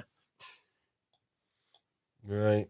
Okay. So anyway, that was the tube train was basically the transport from the landing pad to Moonbase Alpha, and Koenig comes in and talks to Victor Borga here. We'll just say Victor, and he, he asked him, so about these deaths, they're a virus, right? And he's like, yeah, but he has this look. Victor has this look about him that not really, but you'll see that they basically got to get past a bunch of people before they get to an office where they can really talk. And so we come into the entrance, and this is the outgoing commander. And this actor, when I saw him, I recognized him from something.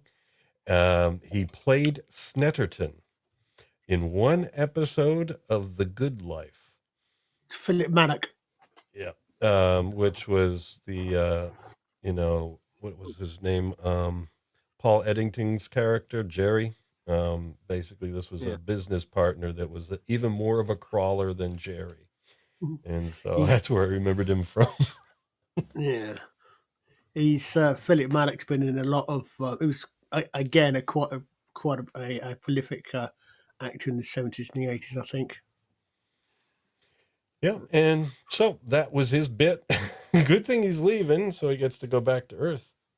But, just some pleasantries, and you get the feeling that something isn't quite right, going on here, but both of them are complimentary of him.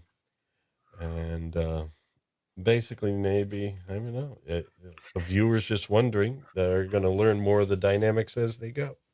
But these sets are nice. I mean, this main control center, you get to see more of it as time goes on, but I mean, the sets were nice.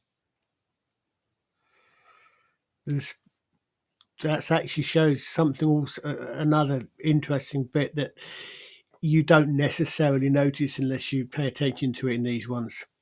Different sleeve colours. Uh-huh. Different sleeve colours for different Ah, departments. Red yeah. is science, that's Paul Morrow. Black is command. White, I think, was medical.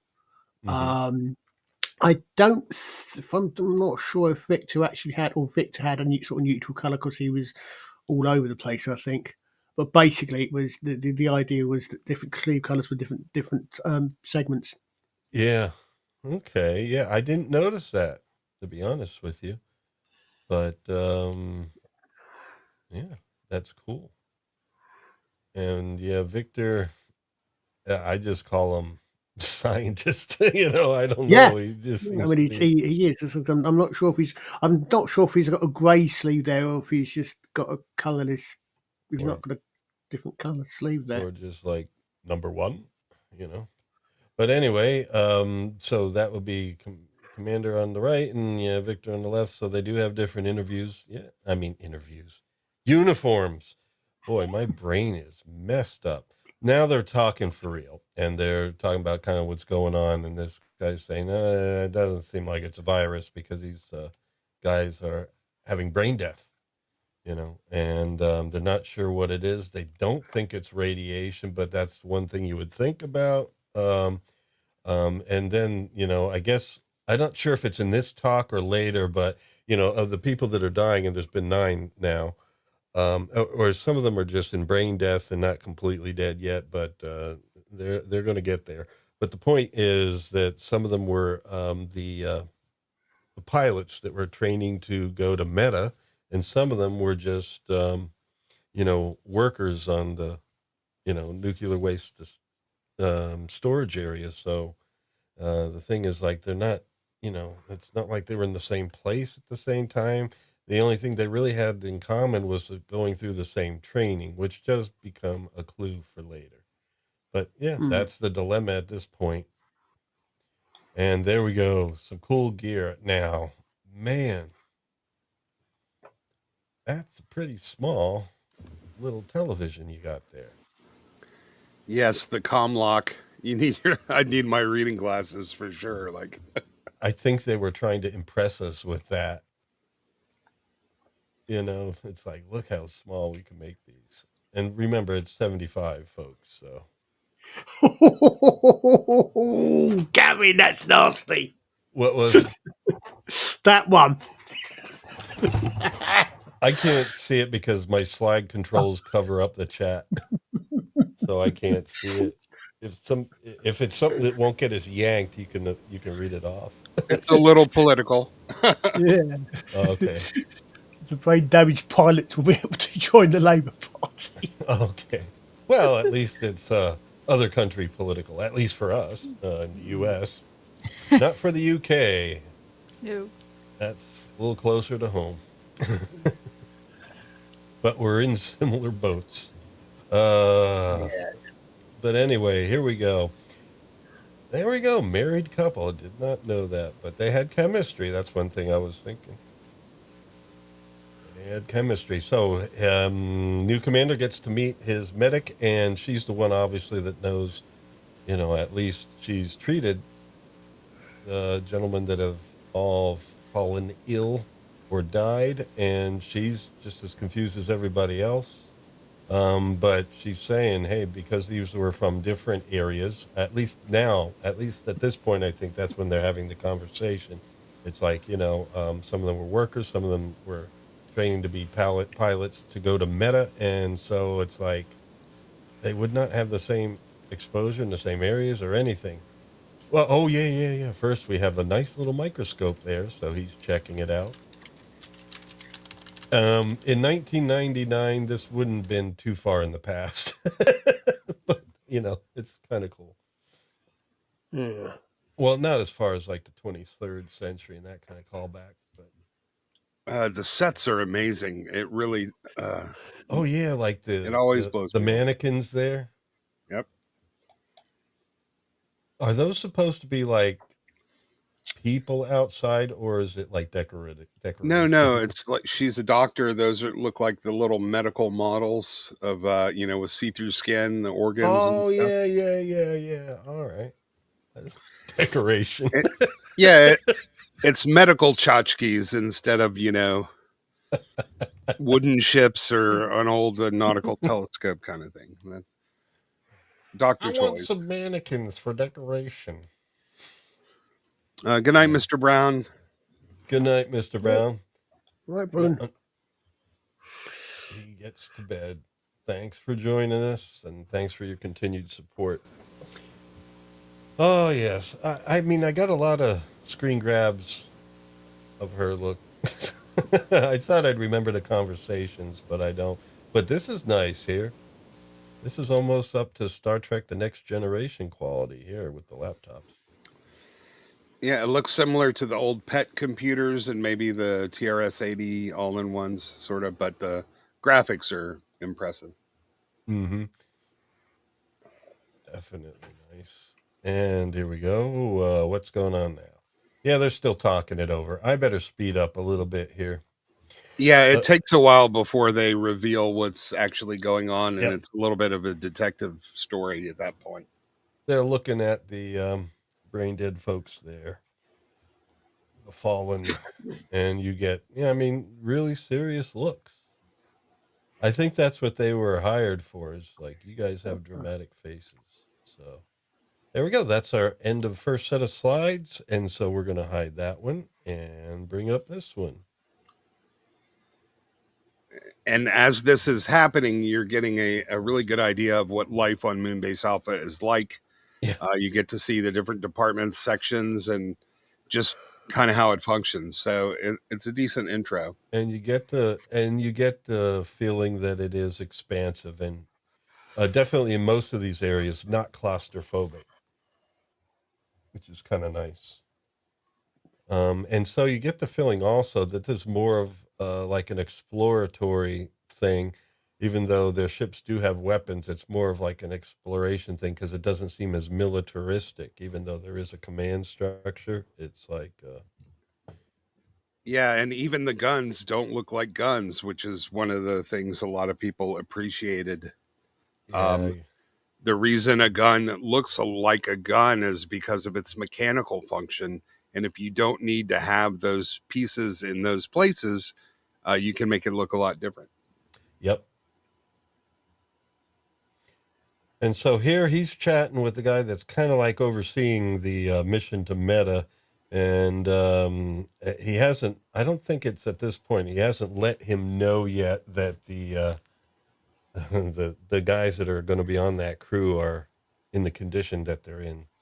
And so, but he does ask him about the backup crew. So this guy gets a little troubled. Carter was my favorite character on the show. He was my hero. That's just, Was it really an Australian? um, I think I remember hearing something that he wasn't, but I know he Yeah. was from Australia on the show. So Yeah. Because at some points I wasn't sure if the accent was there or not, but, but anyway, yeah. Cool guy. I mean, he also, he's the one that, he survives episode 1. That's good. I heard a ding. I heard a little notification. What happened? Anybody? um, Mike is having technical issues. I think Mr. Collin is as well. So log out, come back in, see what happens. okay, yeah, Nick Tate is from Sydney. Okay. So shouldn't be a problem with the Far accent. be it from me to question. No, I have a vague Is it- memory of reading that he was actually British or something myself. So I don't know what that's about. All right. So nice quarters. This is the commander's quarters, and he gets more than one monitor. Very nice. And clocks built into the wall. I mean, be honest with you, it is a little bit more like stuff you would see in a living facility. So I do dig that. And Liza, you're buzzing a little bit. Oh, Do you think okay. you could mute when you're not going to talk? Yeah, there's- I usually do. Let me see what's going on with my mic here. Okay. Yeah, that was it. I remember in the early 80s reading some architectural magazines. There were people that designed their homes around the aesthetic from this show, and it looked really cool because it's actually something you could do mostly with 80s technology, and I always wanted to Hmm. have a house like Moonbase Alpha. Yeah, and especially blue tinted monitors. yeah. There we go. Um, Simmons breaking in on him again, and now that the viewer knows a little bit more about what's going on there, this guy's like saying, "Why didn't you tell me?" Commander's asking, "Why didn't you tell me it's not a virus?" And basically gets the lowdown. Well, we're going to Meta no matter what. So whatever it is, your job is to figure it out. Uh, basically no question. And then he radios to somebody else. I forget exactly what it is, but here we are outside. Basically, they're going to go over and investigate the area where the two most recent deaths occurred. Well, sort of deaths, brain deaths, and so forth. So they're going to go over there. And in order to get to that area, they have to go by Area 1. And, they ask about that. And the pilot that's flying this vessel, flying them over there, is saying, yeah, we got to go by Area 1 first. We use it as a landmark to get to Area 2. And so it drops a few clues. It's also a And little odd that they're using Dead Reckoning and for flying yeah, on the moon rather than instrumentation, but hey. well, yeah. if you could see the ground out these nice big windows, that's good. Or Yeah. monitors, whatever It's they true. are. It's true. You probably can't see anything outside those windows. Yeah, fly up till you get to the Tycho crater Tycho, then wait until you get to the mall and make a right by Yeah. the big shoe store. Yeah. Yeah. Well, they were able to do it. All right, and so that's one of the things we're talking about. But then you see this guy's face twitch a little bit. Well, you don't on a slide, unless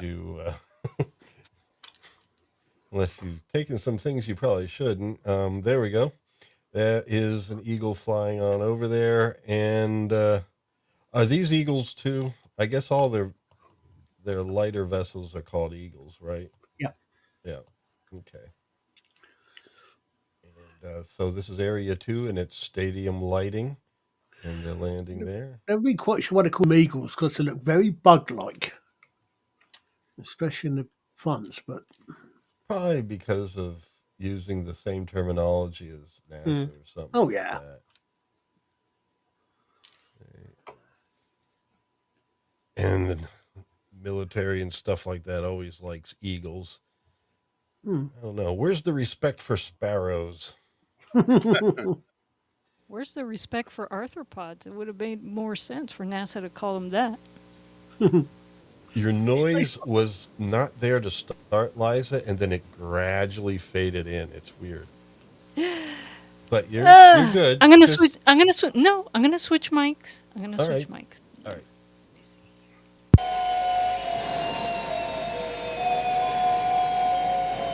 that eerie music, so Captain Scarlet as well. Yeah, it's very haunting. All of the Yeah. score for the show keeps you really hooked. Yeah, I had to keep it real short, but that's just an example. Yeah, because I was like, yeah, this music's cool. And it's going and evolving throughout that scene. He doesn't just copy and paste it. It's like you're hearing this music and it's evolving and kind of slightly changing, but that same atmosphere pervades. Like you don't get, I mean, I don't know. It's very smooth. It's Yeah, like you feel it, but it's not very obvious. I really wish YouTube would sort out its rules for music. It's not like even hearing a 30 or 60-second clip of a song is going to hurt their sales, for God's sakes. Yeah, Agreed. I It, know it's ridiculous. at worst, it only gets people more interested in the bit that they heard and would help. So, Exactly. Hmm. I think Istofobos, the problem is that people like us would put labels to shame. They sit on a property and they don't do anything for the creators.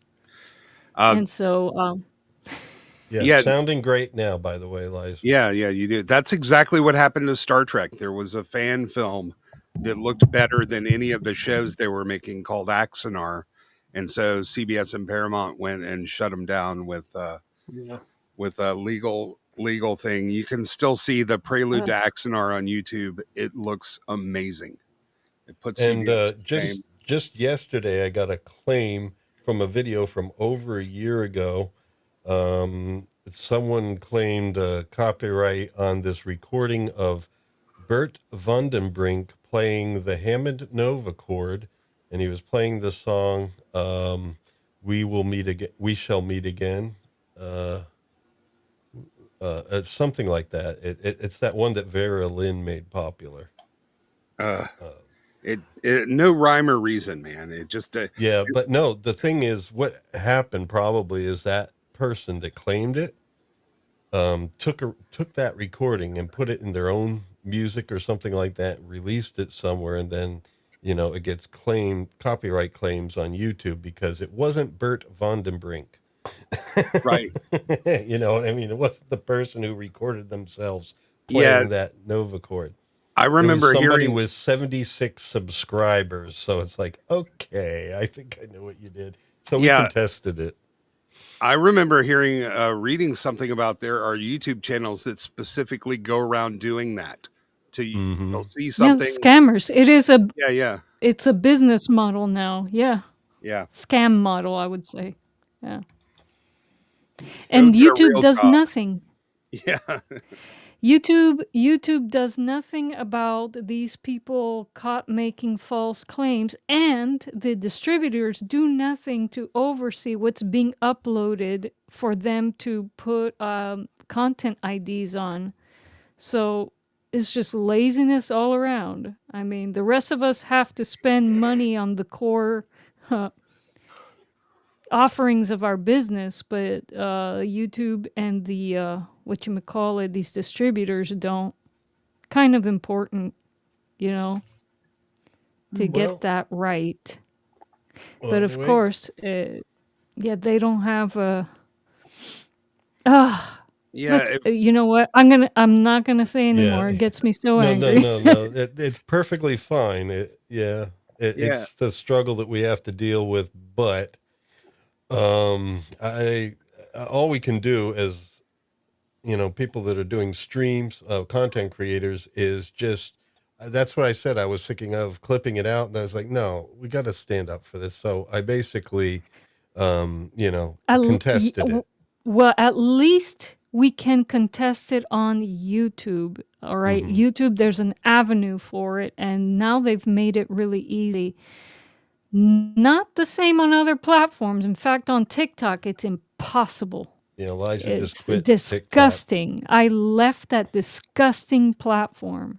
There And should be so penalties for filing false claims, at there least should as be. equal to what you would get if you were claimed. Yeah, Absolutely. And it would be easy to penalize those. I mean, Lawrence did a search for the scammer and found it, and it auto typed the name of the channel. So a bunch of people have looked this guy up before, seeing that. Yeah, and it's someone with 76 subscribers, so it was Yeah, like, oh, okay, you're big enough to be auto typed, but you only have 76 yeah, subscribers. That means people were looking for it. we're looking for Yeah. you yeah. because yeah. If you're going into business and you're going to be a scammer, maybe reevaluate your like and get a real job or something. Jesus. Yeah. Well, anyway, I think we'll get back to Space 1999. Yeah, always contest it, folks, if it's a Always false claim. And do. now, nice helmet. I like that better than the real helmets, to be honest with you. It may not work, but, it looks cool. So anyway, they're investigating all the radiation zone here to see what's up. And, of course, they're being monitored. And as it turns out, there's eerie music. You feel suspense. You wonder what's going to happen. Oh, boy. But then it also sets up a little bit of hand jerkiness here from the pilot, and twitches a bit, starts twitching in the face, something you did see with a previous guy earlier. And so the audience knows something's happening. But outside, the radiation levels don't seem to be a problem, but inside, this guy's twitching. And of course, it makes you wonder, wait a minute, he's just the pilot of this ship. He's not out there with the radiation. Hint, hint. Oh, and then he throws Victor. The action was kind of fast, so my slides are going to look a little wonky, but he throws the guys around. Victor as well as Koenig.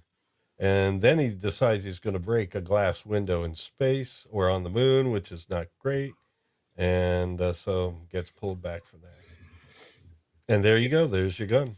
Hard vacuum is seriously ill-advised. So Yeah, it makes you wonder what has so many big glass windows, really, doesn't it? But Or they at least should have the double ply ones like in Yeah. recording studios. Nah, you got to do transparent aluminum, folks. yeah, Oh, well, yeah. even if those are 3-inch plexiglass at the least, they're not going to be that easy to break. But No. for the purposes of excitement and drama, yeah, Yeah. have some stakes. Well, and you were mentioning laser guns before. Yep. Here we go. Yep. I still have one of those somewhere, a little prop replica I got at an early Comic-Con. Huh. I never had one. I used to have a bike pedal. That I It looks used like to Aw. one. It It looks looks like a little one. bit like yeah. Yeah. Cool. Well, and he zaps the guy. Although I'd go back a slide. Yep. Could you say? Yeah, it's not quite aligned with the Yeah, so barrel. where's that laser actually coming from? And I'm never sure. Do they actually have? Are they actually? I mean, it would make sense if the top one is actually the barrel, but I'm just wondering if maybe the others have different settings or something. I can't remember. I'm not sure if that was mentioned. I have the technical manual. One of them's stun, one of them's high, one of them's low.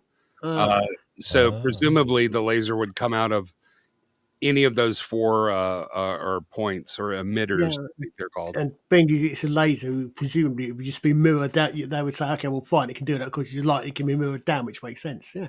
Yeah, Maybe you like could I was put- saying before, the mechanics of a gun are why it has a barrel. If you're dealing with Yeah. lasers, it can look completely different. Or maybe you could put it on Vegas mode and have it come out alternating from each one of them. Yeah. Different You colors. need no, hold on. No, you need one more to do that because there's only 4 of them, and you need 5 of them, and each one has to have a different musical tone as well.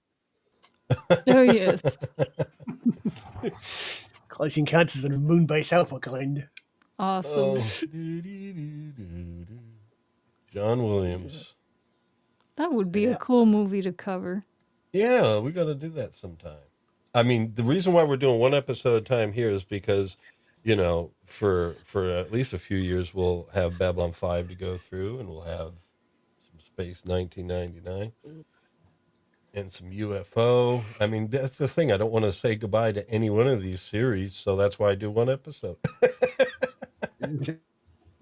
Close Encounters, one heck of a waste of mashed potato. Yeah. Yeah, we Yeah. can barely make it through an ep. If you put some together, we'd be here all night. So. Yeah. In fact, I'm going to speed up a little bit. We are officially 10 slides away from the halfway point. Scott. Of course, Scott's laughing at us. Yeah. But it'll go faster now, folks. We promise. All right. What are we explaining here? Oh, yeah, because basically, oh, is this where the cracks? Did it crack already? Yeah.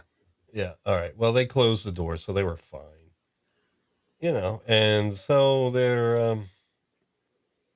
um, yeah, I forget what's happening here. Basically, they're radioing into somebody, and he's like I saying, think sure. that's Dr. Matthias, the other doctor. Oh, I think. yeah, Matthias or something. Yeah, the other doctor. And it's Yeah, been a that's long time cool. since I've seen these Yeah, shows. no, but you're right. You're right. That's the name. Yeah, and basically he's checking in on the other people, and he wanted to talk to the doctor because they found out that, hey, this other guy just got whatever this thing is, and he wasn't out in the radiation, and then that's when they're going to start piecing it together, and so she's there, and we have this lovely moment of the passing of what's his name here, one of the astronauts, and I get to play a little bit of music of it because I thought it was a great moment. The sound design was kind of used musically, and that's what I was hoping to share here, and we will do so.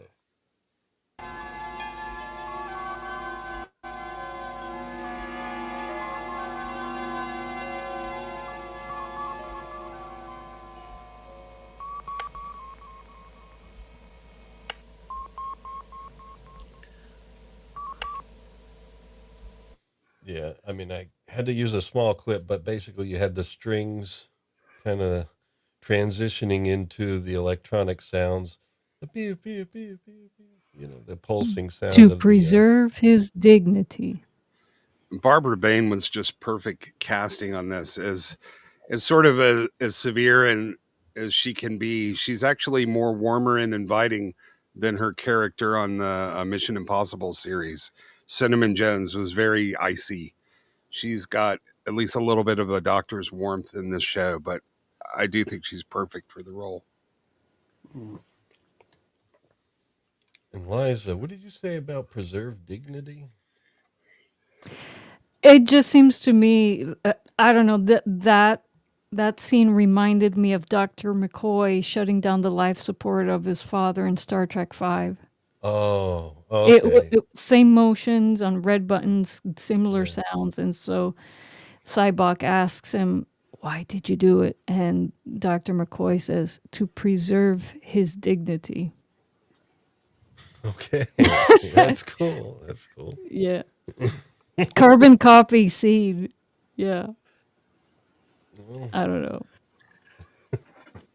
All right. So we know our stuff here. Here we go. Now he's speaking to Carter again, and this time he lets him know, and Carter finds out that, okay, so the pilots we're going to use are dead, and, that one just died there. So it looks like they're not going to be able to do it. And it's like they kind of had that feeling, but now it's official, and so. And that's when it becomes clear that, all right, there's something else causing this, definitely. And there's meta. I mean, a lot of these scenes, you can't really do the justice in slides. It's just like, you have the empty room and, well, not empty. You have the commander sitting there just kind of looking at the meta thing. It's like, this is what we're doing it for, what's going on here? And he's thinking about it, and, he's getting the idea that, maybe there's, I don't know, whatever. And then he gets a little bit of advice here, and this gentleman basically found this, that basically there's a signal went dead as soon as they passed that point, basically the point they were flying past in Area 1. And so when you fly past that point in Area 1, the signal goes down, and this guy's saying that's the connection. It's got to be that Area 1. But later they get even more evidence. There's Sandra, or Sandra. And I forget what they're saying at that moment, but she becomes, she is part of the crew. So some of these faces you do see later on, which is cool. And here's some guys with 70s mustaches. Well, at least one of them. Or as we tend to call them over here, 70s porn moustaches. Yeah, exactly. The particular type of moustache. And I don't know what they're doing here, but there was one scene where, oh yeah, okay, no, it's not that scene. She did say to Koenig at one point, or Koenig, is it Koenig or Koenig, Koenig? Walter Koenig. Yeah, like Walter. Okay, so Yeah, it means king in German. Koenig, Yes. yes, Erling Koenig. Erling Koenig. I can't pronounce it. Koenig. Yeah, I know it. They have a little bit of a throat thing they do there. Wir reidet so spät durch Nacht und Wind. Now is the time on sprockets when we like to dance. Let's dance. I just had want to that- shout out real quick that, this show, it's 1975, and they didn't plan any diversity, but they had plenty of people from different backgrounds on the Moonbase Alpha Yeah. crew that actually out at the time, the United States and the UK, they were overrepresented in terms of the crew people. So I hate this, priority, ridiculous, absurd focus. If you just let people do what they do, it will sort of automatically come out like it's supposed to. And especially it's natural here because you figure like a space initiative, what we're accustomed to in science fiction, that it's going to be like planet Earth and International people of or Earth. yeah. So you had a variety of different accents of the English language. One of the guys I think was Nigerian, and then there's a lady that Sandra was Indian, and so you have all these different accents of countries where they do speak English, so it Yeah. makes sense. But it's still It looks like diversified. you gave We the have been moon.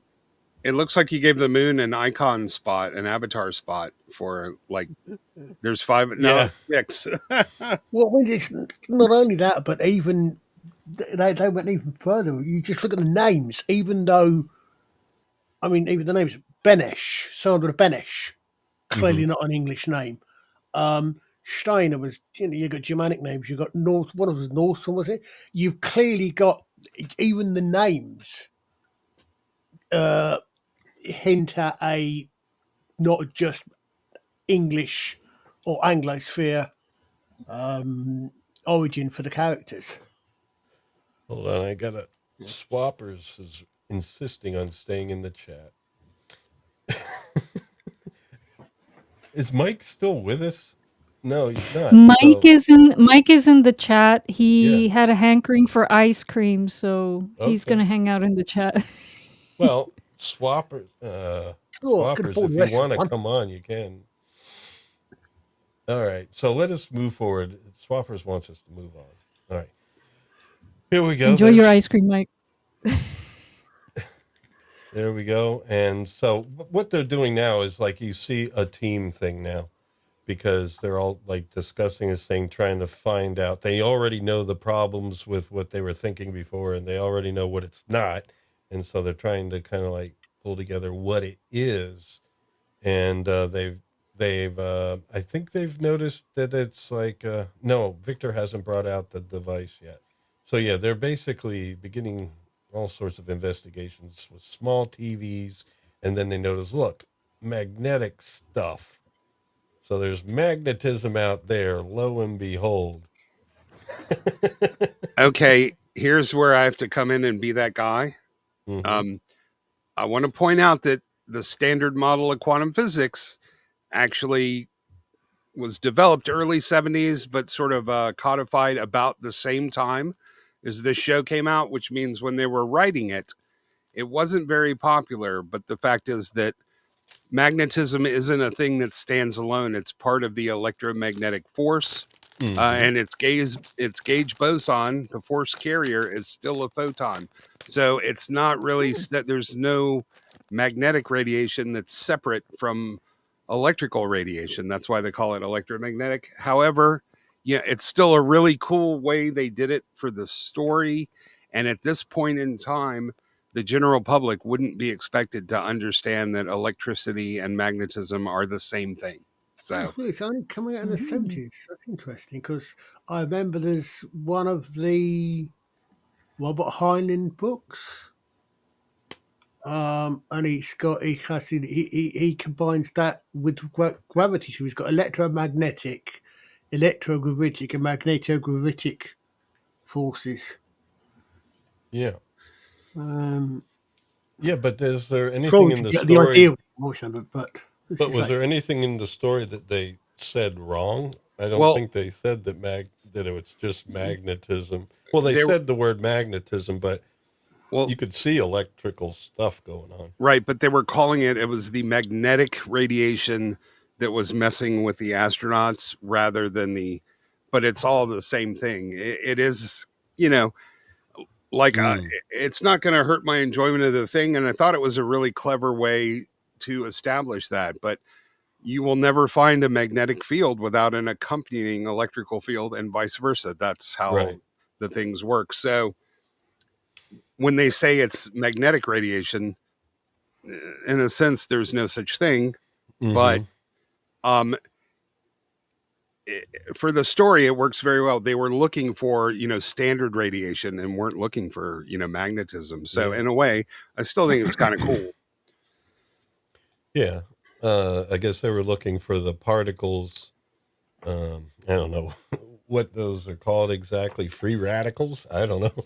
No, well, the force carrier is a photon, but then you have radiation waves like gamma rays, but you Hmm. also have radiation particles like a hydrogen nucleus and a helium nucleus. But that's the thing. Gamma rays are particles. They're not really rays. No, they're particles, they're photons. It's part of the EM spectrum. They aren't Hmm. particle radiation like alpha and beta are, which is why they can penetrate things that shield against alpha and beta rays.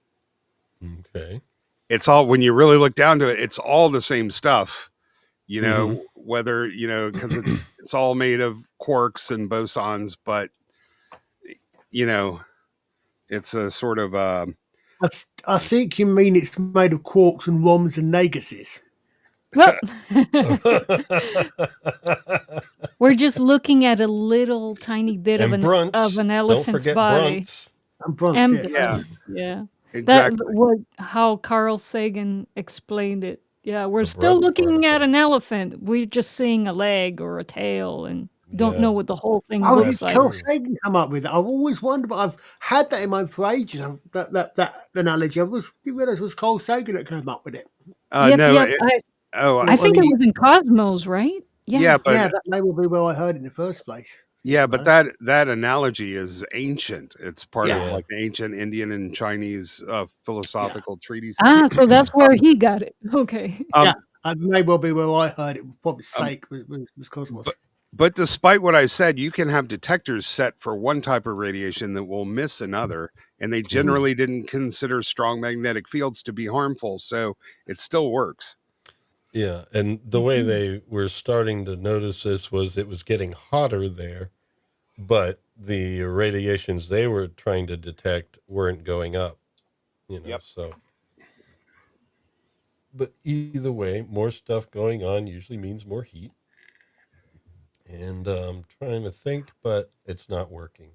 All right, so we Yeah. go there, and some nice little graphics. Almost looks like the first time I saw stuff like this, it was, and it probably wasn't necessarily the first usage, but what was that film with Robbie the Robot?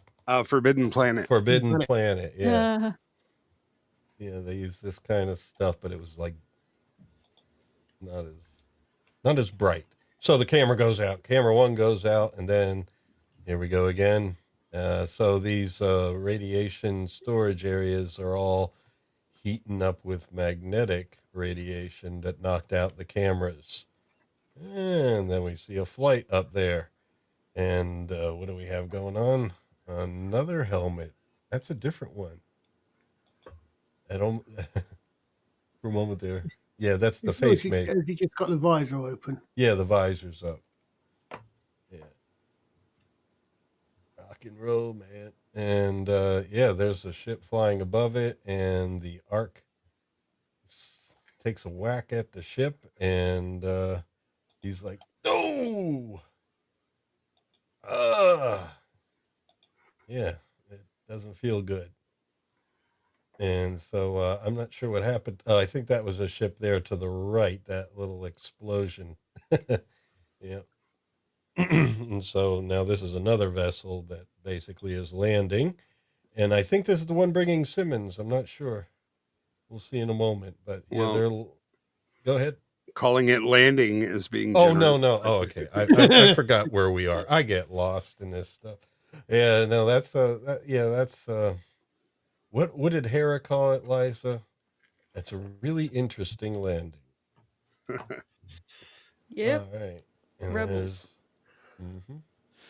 And Belly flop Any says landing you not can walk away Z3PO. from. well, it wasn't the Yes. landing that did it. It looks like it was this that blew it up. Looks like he had gotten through the landing. Okay, maybe.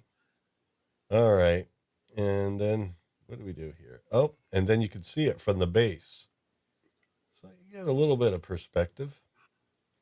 All right. Now what's happening? Oh, they're checking out him. Oh, and this is where they have their scene.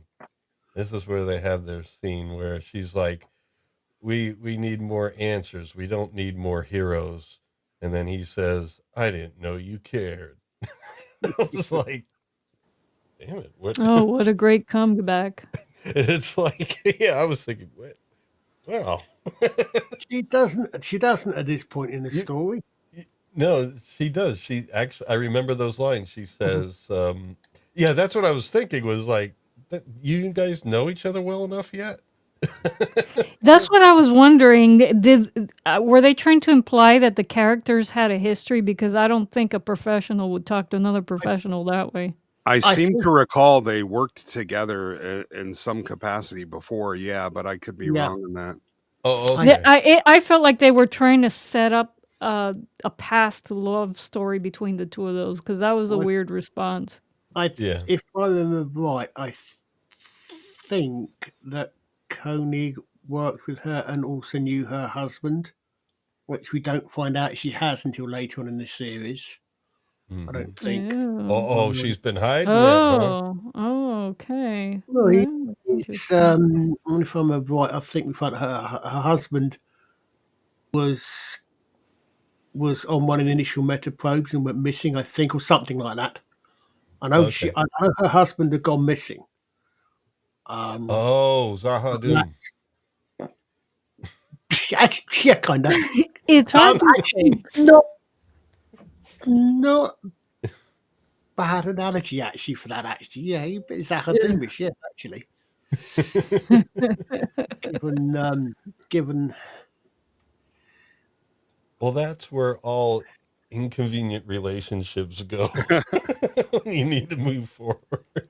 Well, he does pop up, the husband, in that episode, Matter of Life and Death, and that's what I mean. Zahadoom's yeah. not Yeah, but wholly not really him. Yeah, Yeah. Well, yeah. All right. yeah.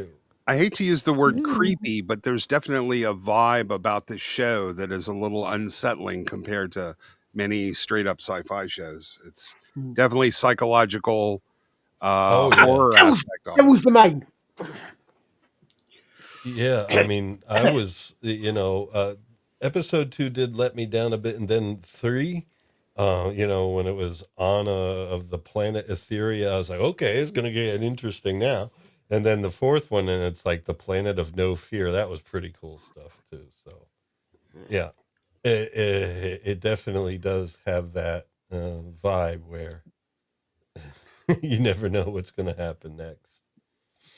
Oh, okay. So now I forget exactly what the conversation is here, but it looks like the little snippy fight is over. But they're talking to Victor, and I think this is where he brings out this thing. And the was that where he brings out this probe or something? I don't know. More ship porn. I guess you can't say that. Ship corn. All right, and there we go. Now that is nice. That would be the perfect design for like a Game Boy or something.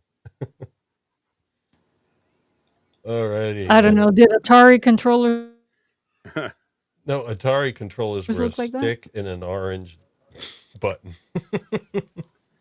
It looks like the remote controlled airplane. You know, the big models that people fly. Oh yes, yes. My dad had one. That's right. Yes, he had a big model airplane, and yeah, the controller did look like that. Cool. So We used to according go to fly him. Oh, I'm sorry. Go ahead. no, I was just according to one wiki, the Russell and Koenig didn't have a history before Moonbase Alpha, but they were in the same departments and they knew of each other. So Oh, okay. Mhm. There might have been Hmm. hanky panky. That's a term I haven't used in a long time.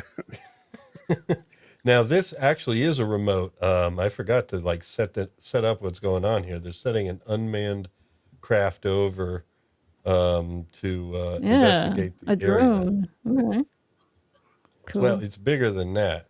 I think it's one of their Eagles, but yeah, it doesn't have a person on it, and so they're using remote to check it out. Basically, they're gonna, yeah. Well, they're just. I took pictures of everything because it was looking cool.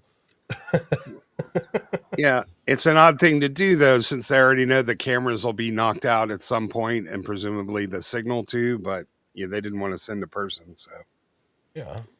Well, at least that. All right, so I'm going to hide that one, and we're on the last set of slides. So we are hitting the home stretch here. Now this is another that I think that last landing though was Simmons arriving because now we have the monorail, and there we go. There's Simmons. He's aboard, and it's like great time for you to arrive. Now the thing that is interesting is by the end of the episode, he didn't get off. He was there, so it's like that you don't see him after that. I guess there's no use for a commissioner in a mission like that, so he's just like a regular nobody now. But anyway, Simmons comes aboard, and he wants to see what's going on. And of course, nobody's too happy with him because of the situation they have. Although I don't think it's necessarily. I guess the fault isn't just him. It's really what Earth was doing, just shipping their atomic waste up there. I guess that's the moral of the story, that too much no, atomic waste creates magnetic radiation. I don't know. yeah. Now Simmons stays in the show. He appears in another episode, Oh, which okay. um, It just he wasn't 2, 3, or 4. So, right. So what Yeah. happens is he basically ends up being gone after acting in a sort of selfish, reckless way to try to get back to Earth. mm-hmm. Um, so I don't want to give everything Oh, away, but okay. yeah, he does pop up again and being sort of what do you call poking his nose and stuff. He shouldn't have an official position. Um, Mm-hmm. so he ends up being kind of betraying them in a scheme that he thinks will get him back to Earth, and he ends up kind of frozen in cryogenic whatever for so. Okay. Well, that's nice. Um. Anyway, they're just he's there trying to see what's going on and getting an update on the situation. And they're talking about flying over there and checking out with a remote control. Now, this is nice here. I like how this one it looks like rigging. It looks different than the others. That's one of the beauties of the Eagles is that, like Thunderbirds, interesting. Thunderbird 2, anyone? Yeah, it can Different be pod. customized for purpose. Yeah. Except unlike Thunderbird 2, the actual whole thing changes rather than just what's inside the pod. But yeah, basically. Uh-huh. Very good. And now what they're doing is they're going to be moving the atomic waste. So these are the Eagles carrying the canisters. And I did get a picture of the underground storage stuff, but I guess it's later on. And so this is the announcement, I guess, of what they're doing. And I wish I would remember things that I take pictures of. I think I got a picture of this because it just kind of looked nice in the office. And there's the doors. His office technically opens up to the control center. At least that's the way it looks. And so you find that out later. Interesting. And there's one of the storage containers. It's opening up now, and there's the nuclear waste containers inside. And so they have to move all those things. Basically, what they've discovered is that Area 2 has all these containers there, and so they're going to basically be in the same trouble as Area 1, and Area 2 is too close. So they're going to move those and get them out of the way. I don't know where they're going to put them. Maybe they're just going to lay them on the moon's surface. I don't know. But they're getting them out of there. And so he's looking at, the situation. He was told earlier by Koenig to stop these shipments of nuclear waste up here, and he agreed to do it so long as they would go to Meta without question. But of course, that gets disrupted. Anyway, what else? They're arguing, or having a little situation. I don't exactly remember what it is. Yeah, look at that fate. All bets are off at this point. Like, Yeah. He's no longer concerned about his job or his career. Yeah. Well, I think the main crime was at first trying to cover up that there was some problem, and then, saying it was a virus or something. We just got to keep going ahead with this Meta project. And, when overall it wasn't necessarily something Simmons did. It's the way he handled it. All right. And then, unfortunately, we have a little bit of electrical activity going on here, and one of the Eagles gets blown up. So it looks like the situation is a little more severe. He was upset. He's like saying, "Hey, we're going to be lucky to survive this if they don't get all this stuff out of here." Because Simmons was acting like, "Okay, it looks like we got it solved." And it's like it ain't over yet. And then all of a sudden, something does happen, and there's some explosions going on. And now this is the thing where I'm going to defer to Istophobos, but what exactly caused all this explosion stuff? Does radioactive material just blow up? No, that's these are sort of combustion explosions, and that's not what you get. That's how you precipitate a nuclear reaction, not what it does. But for the purposes of narrative, I guess the nuclear waste is approaching some kind of critical mass and blowing up. But no, it wouldn't look like that. Mm-hmm. But it still looks cool. Basically, they're blowing up the. I think they set off a number of explosives and then filmed it from different angles.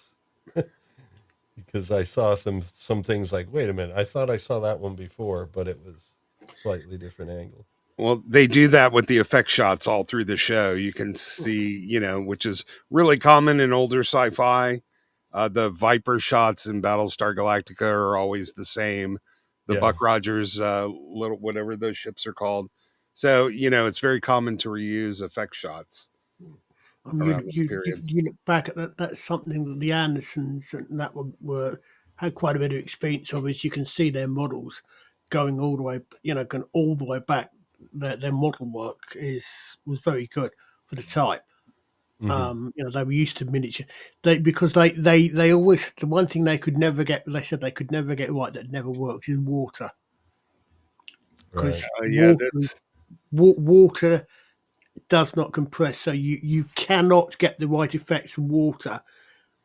It always looks wrong when you're putting it in models, when you're trying to make it look smaller than it is. You can do that with water, but you need high-speed cameras to do it, because that's exactly what they do at the Navy testing facility. Oh, right, yeah. Giant pool where they test out ship designs. So you basically have a little ship floating in a pond, and there's a mathematical equation that lets you simulate for size and mass.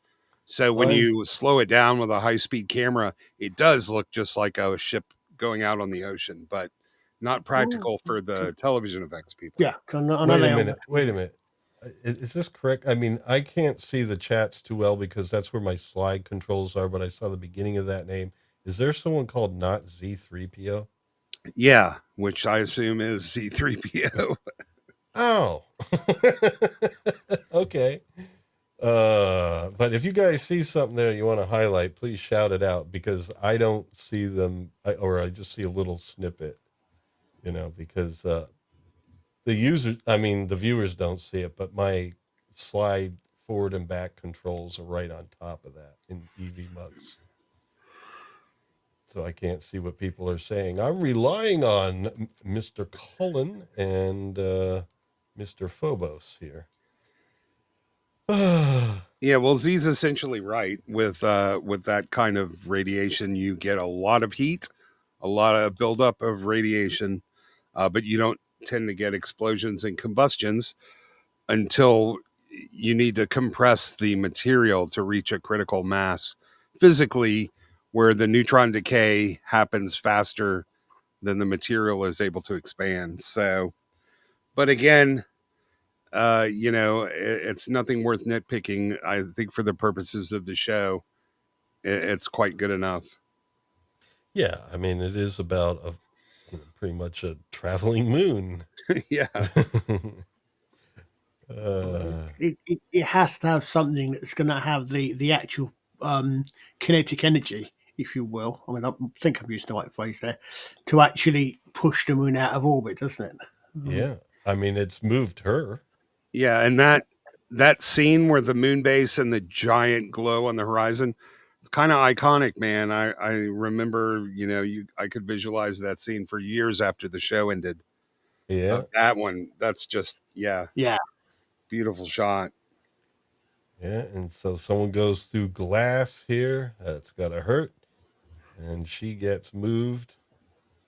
Must have been fun acting this. It's like, all right, just flail around, and well, no, I guess they had to do it right, because it actually did look kind of believable the way they were going to the sides and down and everything. And then we have some explosions, and we have a video footage. Oh my goodness, what do we have here? Explosions. No, I don't think that would have been a smart thing to do, because people like explosions, but I think I did something else. Knowing me, there's probably some musical moment or something. Let's check it out, though. What did I decide to play for you guys? Man, I'm slowing down. I can guess. Well, we're going to find out.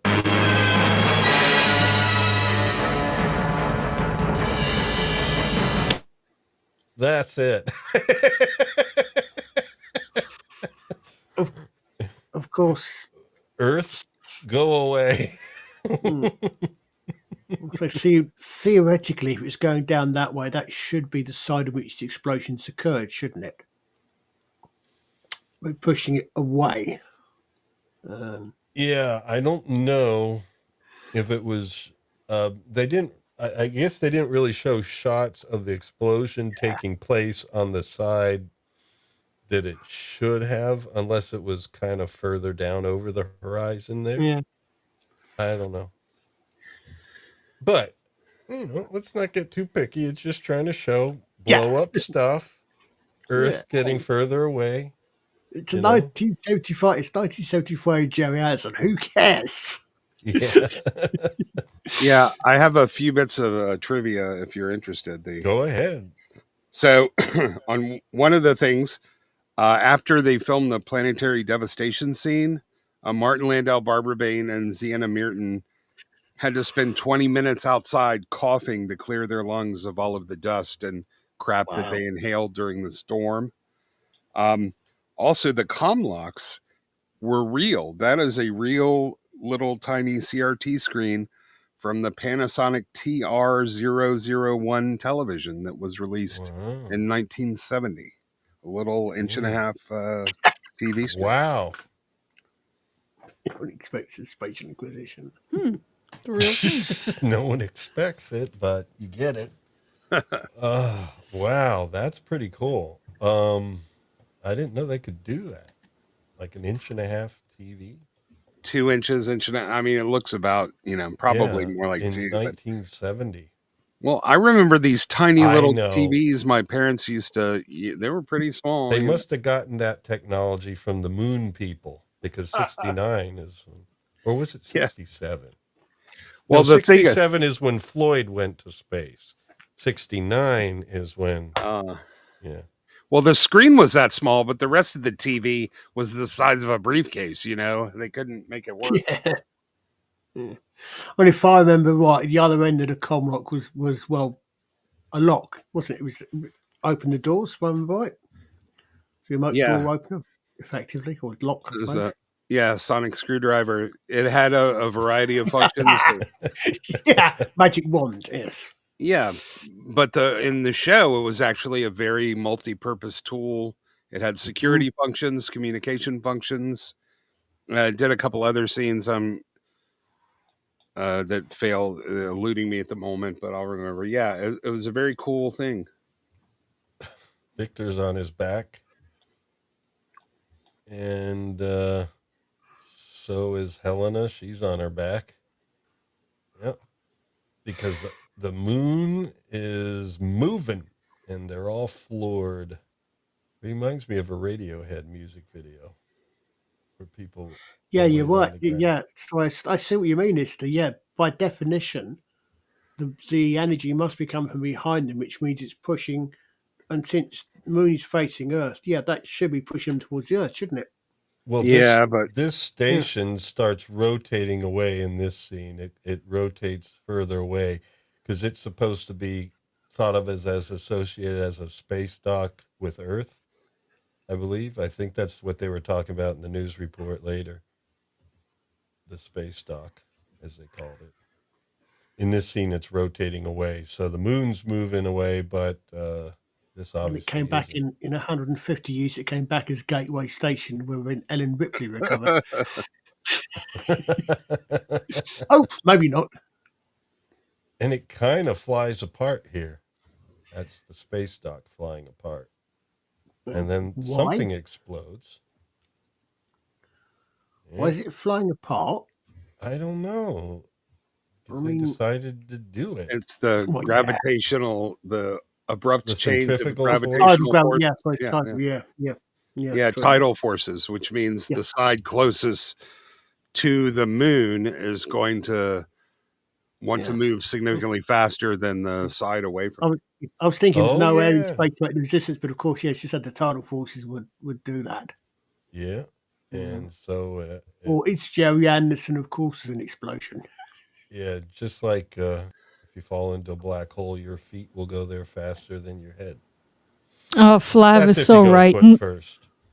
Never order your station from Temu, No. says No. Flav.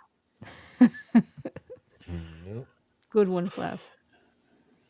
Oh, wow. And there we go. Is that Carter's ship? Because I know Carter is out in this and he's trying to get back. Yeah, because you're not There sure he until is. the end he's going to make it. Yep, there he is. Remember, gravity is the force that pulls you toward an object, but the tidal force is oblique to that. It represents the differential in the force of gravity on different parts of a large object. So it would tear the bottom in one direction, but the top less. Yep. Well, you get spaghettified going into a black hole, if I remember right. That is correct. Or you get to live a day at one end of a space station, 200 years at the other end of the space station if you're in Doctor Who. Which again, I think actually almost worked the time dilation, I think. Depends. You could end up in a bird cage because of the master. Yeah. Well, yeah. That one was pretty. That one was disturbing. That episode. And Martha and her, Master made Martha dress up like a maid, and the doctor's in a bird cage. It's like, all right. Well, no, I was never sure actually how I felt about that, because it's in that bit where everybody where she cons the master into thinking she's gone for a weapon. Mm-hmm. Sending stories, she just gets everyone to concentrate on the name of the doctor. I'm never sure how I feel about that. It's a clever idea, but it's one of those ones I think, Yeah. okay, yeah, honestly, cool as If hell. But everybody thinks about him at the same time, he'll yeah, get an energy boost. Yeah, yeah. That one was like, all right, okay. But anyway, we're looking at flying moons here, so that's okay. And what's going on? Oh, they're still floored. Look at that. They're still at least floored. it's not gonna. At least it's not gonna hatch. And the Earth is going further away. Yes. Oh, I think that's when I was like, this is going downhill fast. that was like episode 3 of Capaldi, right? Or something like that. Something like that. Yeah. I was like, oh no. and it's like, oh, we got to save it. It's going to hatch. It's like, yeah, but you're going to destroy the Earth. It's like, so okay. That's okay. It's going to lay an egg, which just has to be exactly the same shape and mass as what's hatched. Hollow moon theory Okay. is actually better than yolk moon theory. Yeah. All right, and then we have Simmons. He's struggling too. He's trying to hang on. A bad day to stop sniffing glue. And Yeah.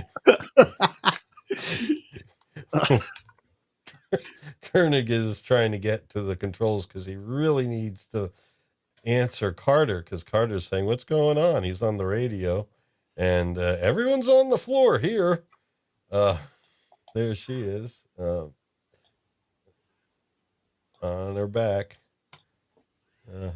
And then there we go. There's Koenig. I mean, I guess I had to get a picture of everyone. Carter's like, you're all on your backs? Really? What's going on? Yeah, it's the moon. I know how to get on with it. Yeah. And then it starts releasing an unfortunate grab. Yeah. Yeah. Well.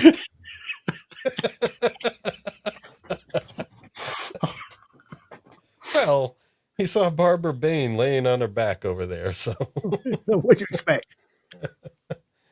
All right. And then they're in the control room afterwards. Recovery was pretty quick. They get up. Of course, everyone's just a little rough, but they're all right. They're gonna make it. Oh, it's just. Yeah. And yeah, sure, you're all right. I don't know how to do Australian.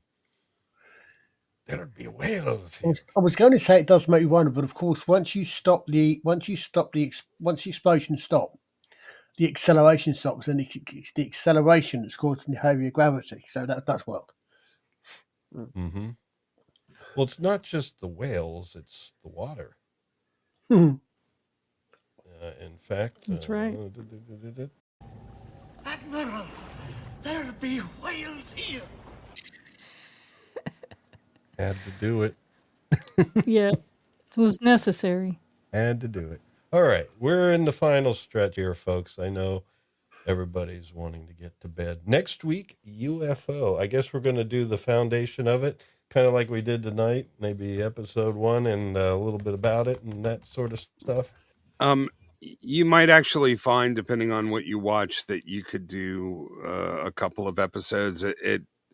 It's definitely very episodic. In fact, there are several different watch orders that are different from the production order. Pretty much after the pilot, you could watch any one of them at any time. So, okay, well, yeah, that'll be great for the future. But for the first one, what do you think would be the best one to start with? Great. No, I definitely watched the pilot but I would also I would watch the first 2 episodes because you don't get a real sense of what the show is about until episode 2, because the pilot is pretty much mostly. So maybe I should try to do pilot 1 and 2 all in one, but I'd have to really be careful about not taking as many screen grabs as I did here. Yeah, I think that would be pretty easy, especially since most people have seen these things, and yeah. We don't need laser focus on every detail, especially since I don't remember them after the fact anyway. Yeah, there is somewhat less to look at, so I think the first 2 episodes would be a good place to start, Okay. because the first one's mostly happening on Earth, to show the situation developing, Mm-hmm. and then you get a sense of, Shadow and the moon base and the, equipment they have in their mission, so yeah, just do the first 2. I think that'll work. All right. I'm trying to remember. It takes them 2 or 3 episodes, I think, to get most of the main characters together, if I remember right. Okay. I think it's the first 2. Plus 2, is it? Yeah, um, also they are the king of reusing footage shots, so Oh, there really is a lot less to pull on screen grabs, or you'd be getting a lot of identical ones. Yes, there's, because there's, Mike. Oh, go ahead. I was going to say there's one of the later episodes which is seriously, um, seriously behind, which is seriously putting behind the scenes in the show. Oh, Because if you remember, okay. how much have you seen? Who are you talking to? Either of you? Well, for Have you? UFO, me, 0. I Oh, haven't, okay. but Oh, we're doing okay. it next week, folks, no matter No, what. no, it's because of where their base is, it lends itself to a certain, and it's one particular episode where they use it to get you a lot of behind, to so almost behind the scenes. It's very cleverly done, I think. Well, we want to be able to do, Yeah. it over time and stuff. So I'm just saying, what's a good one to just start with?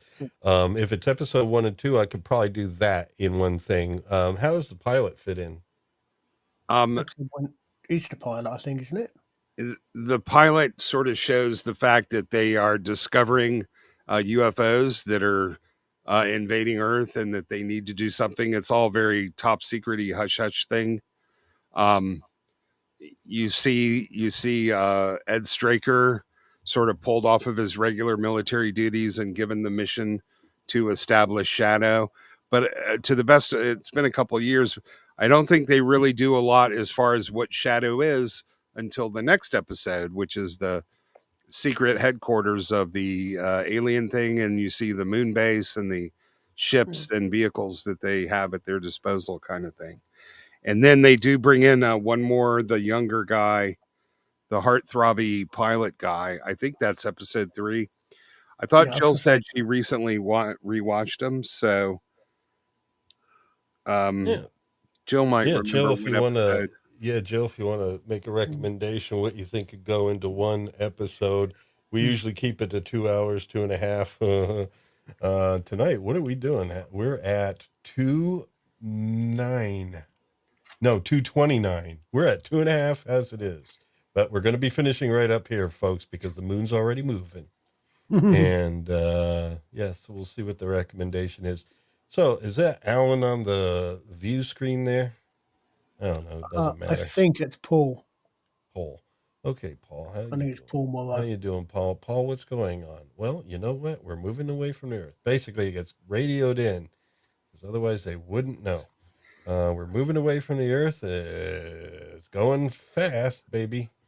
And yeah, you get more visuals of it happening, and then they watch it on the screen. And now they're starting to believe it. And what do we get here? This is the Exodus report. I guess the Exodus is a report that you get when you're wondering what's going on.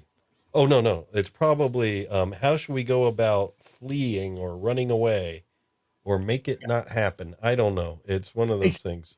it's literally the moon's about to us. We need to get out of here. Operation Exodus is basically Exodus from Moonbase. It's Hmm. Moonbase and it's evacuate Moonbase, Yeah. basically. But the computer's saying it's giving them a lot of Yeah, jive here. I say But kind of ain't got anywhere to kind of I haven't got anywhere to evacuate to at the moment. yes. You know. And lots of details that I thought we'd all want to read, but we don't. And then it says human decision required. You don't see this much anymore. Hmm. No, but Usually, today's AI does not need you to make any decisions. very Um, cool. Think about it. Like this is not a decision that a computer or logic machine can make. mhm. Just to clarify, the first 2 episodes identified and exposed. Paul Foster is the test pilot. He comes in and exposed. So those right. first 2 episodes will be sufficient to set up pretty much everything that you Yep. need. So. Well, it's pretty much setting up nostalgia for most folks, but but it's funny. Michael Billingsley, who plays Colonel Foster, he's sort of the lead action guy rather than the brain guys. He played in The Spy Who Loved Me, when Agent Triple X husband or boyfriend is killed by Bond in the very beginning. He's the guy. So I remember my last time rewatching the Bond movies, I'm like, hey, that's Colonel Foster. Oh, wow. Yeah, I mean, looking back on all these people, it's like, oh, he's like, all right. Well, it's up to you now. Oh, okay, Mr. In charge before, but now that you don't know what to do, it's all up to Koenig now. Yeah. And so, yeah. So that's the idea. It's like, oh, thumbs up. Welcome back, Carter. And Carter's like, happy to be there. But Victor's happy to see him. Good. All right. Jill says, don't forget Gay Ellis, who is the purple-haired moon-base operator. She's very cool. Oh, and I still want someone to explain to me why it is that being in the moon base changes the color of the women's hair, but not the men's. No, it's a fashion thing. They do it intentionally. It's not. It's like Mrs. Slocum. Yeah. And the Barbarella likes spacesuits. Not spacesuits, uniforms, because it's not actual spacesuits, but the yeah, man, they're on the moon. The fashion the fashion rules are not nearly as restrictive as being Well, this has actually got some quite interesting ideas, I think, thinking about it with the fashion things and the rest of it. Well, next week we will have room for one more because Mike is not able to be here next week. Looks like he wasn't able to be here today. But next week he's not going to be here because he'll be, and we hope he makes a video of it. He's doing like some camping thing, and he's going to be playing live at the campsite. So hopefully make super cool. But since he's not able to be here next week, I'll see if Swappers can do it if he can't. And then we're open to some of the folks. I've seen some of Jill's stuff before. She'd be welcome to come on if she wants. And Jill knows this show, so might as well. Yeah. Jill is awesome. She's like... Yeah, I hung out when she was doing some Deep Space... No, she was doing Cheers. I don't know why I connected with Deep Space Nine, but I think because of Morn. Yeah, Morn. Because we were doing Babylon 5 a couple of weeks ago, and Deep Space Nine was just a cheap Babylon 5 ripoff. I mean, oh, don't say that, Art. Call it. I love. They were very similar shows from very similar settings. Yeah. Well, no, they were both stations, but other than that, no, there was Babylon 5 certainly had more like political stuff, especially with the different races meeting there on the station, rather than Klingons coming in and just like... You do have to admit that Deep Space Nine was derivative. They stole the station, they stole the wormhole type things, and they stole the spirituality aspect of the writing. Fired from Liza. But I didn't expect it. Well, I mean, I love Deep Space. Don't get me wrong. I love Deep Space Nine, but you have to admit that the stuff was stolen. It was. Yeah, and I'm going to say I like Star Trek, and Deep Space Nine remains like the most popular of all the shows, but I don't think it's that great. I'm fairly tepid on the entire show as a whole. I'm not really sure that kind of spirituality, mysticism bullshit belongs in a Star Trek show. So there's also, I think, that Admiral, there be whales here. That's mystical. Militaristic.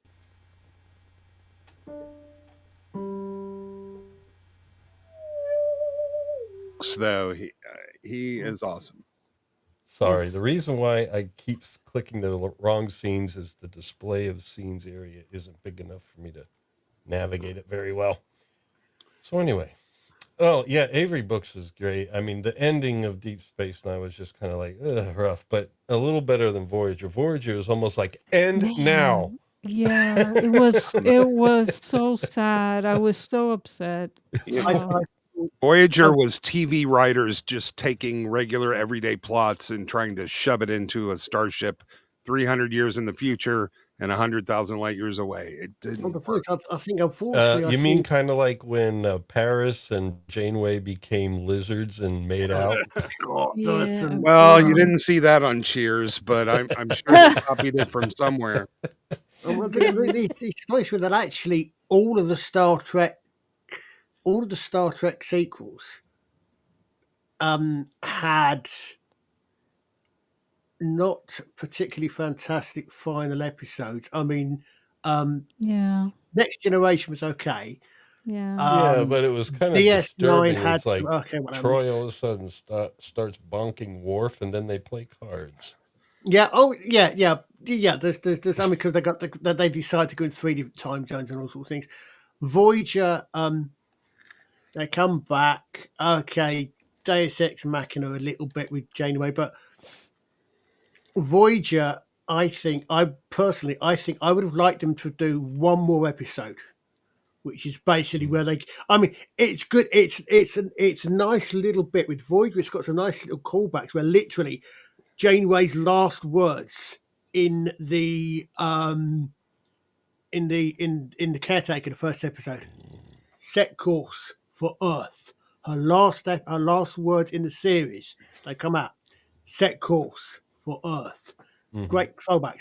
But I would have liked. I think there was room for an episode after that showing what happened when they Yeah. got back to Earth. Yeah, Yeah. they kind of And then showed you've got that like out Enterprise, of the last order. episode that doesn't exist. Yeah. Yeah, they You've got showed it out of order because they kind of like showed what would have happened, and yeah. then they're back and it's like they have a baby, Paris and Torres. They Yeah. have a They baby, and it's change. like, hey, and And then you've got then you've got Enterprise's last episode, which doesn't exist. This is not true. no, Star Then Trek, as it was conceived, should always be written by legitimate science fiction writers, not television writers. And I'll die on that hill. I mean, I think there's a lot of argument. I mean, especially these days, we get people saying that that they should always be written by fans. I agree, but I think you don't necessarily want everything to be done by someone who is a fan.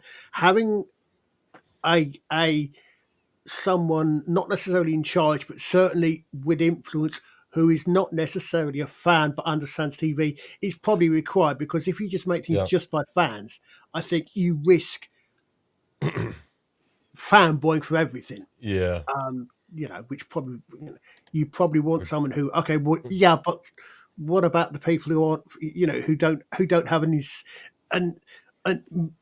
a minute knowledge of every bit of minutiae of the canon and that sort of thing.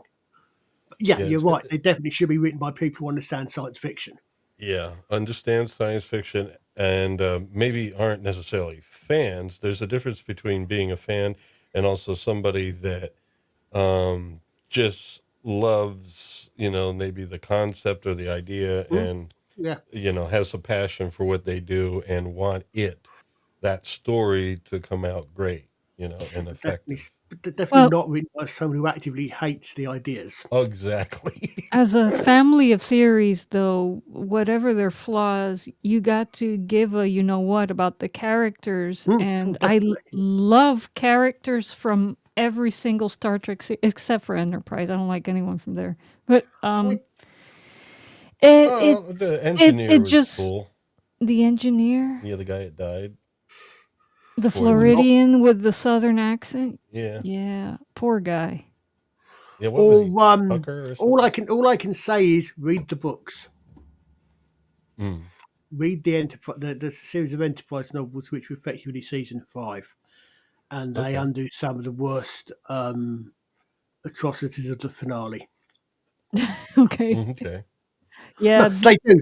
Literally, they all to be more precise, they retcon it, and they bring in one or two other things, unfortunately. But they literally, some of the things that fans really annoyed about are addressed and They pulled, effectively yeah. They in pulled the the swappers on it. Okay, cool. yeah, I a mean, bit, yeah. Like it. I'm Well, sure the And there's swappers. they didn't change things. They recontextualized them in a way. So I'm trying not to give you any spoilers. Where, okay, what you saw happen, what you thought you saw happen, wasn't what you actually saw happen. There's, yeah. Okay. yeah, I'm trying to think of a character from Voyager I like, but nothing's coming to me. Like I don't think I Oh. liked a single character. I did like 7 of 9, but only because she was hot. Like honestly, Oh, I'm a big Mm. fan of the Doctor and liked how Yeah, they the evolved Doctor oh is the good. yeah, Doctor. you're right. That's the And only and character on the show I like. and you know what? I like 7 of 9 also because of her arc. I guess because I identified with her in many ways. You know, at Yeah, the time I was a teenager, so. yeah, she You was better. identified with her. Well, I mean, with she started as You started as a she human. Yeah. well she started as this You got insecure, kidnapped by the awkward. Borg. yeah. Well, she was an awkward amongst people, and she was very nerdy. And then, Okay. you as a young person, you can identify with 7 of 9, you know. Well, she, Yeah, Um, it got so way too soap those opera-y toward the end of her arc, though. they just also way overused the Yes, Borg. I think. they just threw that relationship together without setting it up. Her Yeah, thing with Chakotay. Chakotay Yeah. was not It well was set only up. done in a few Yeah, for episodes, or sure. maybe one, if anything. Yeah, And it's no, like, I yeah, I I didn't. mean, I And did Chakotay, appreciate. come on, was supposed to was supposed to end up with Janeway, so I was mad about that. Yeah. I Chipotle thought was So they awful. had some interesting ideas in that.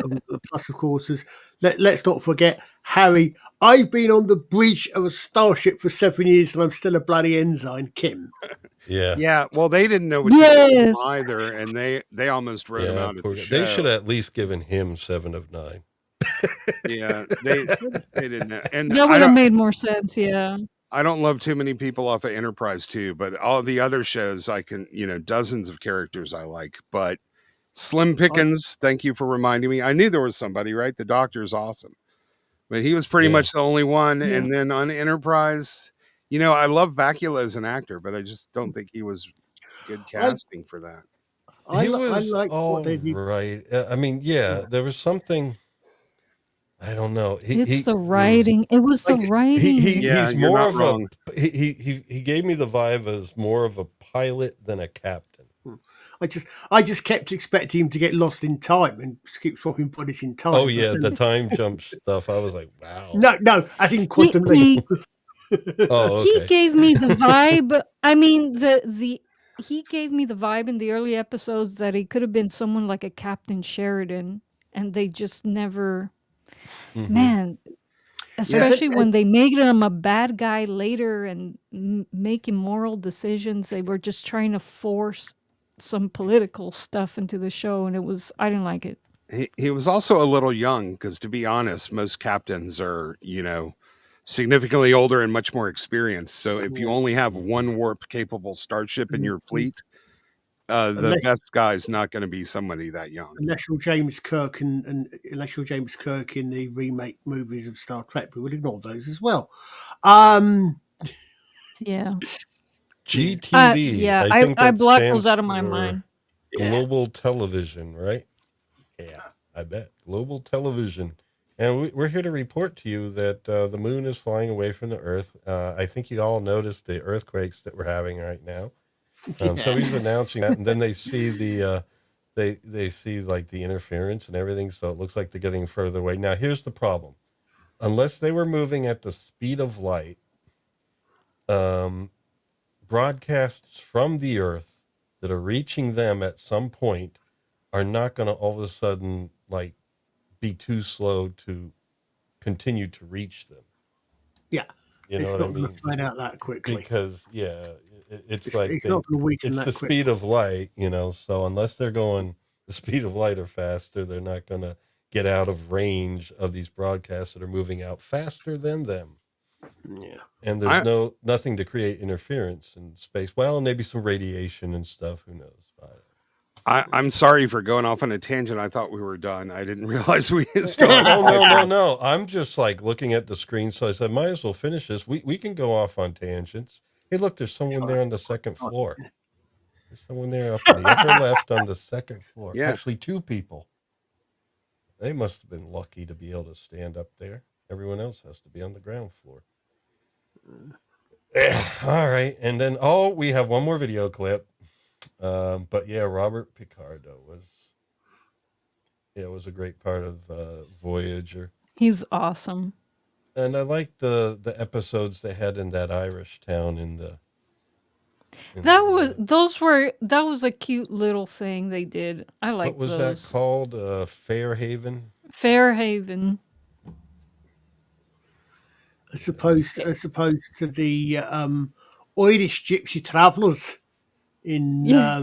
Oh yeah, the Mariposa.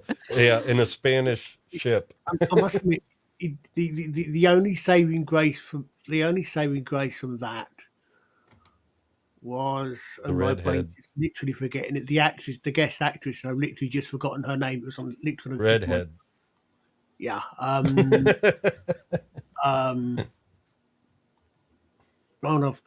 remember her name at some point, but yeah, that was yes. There were a few episodes which, even at the time, I think made me go a little bit. Really?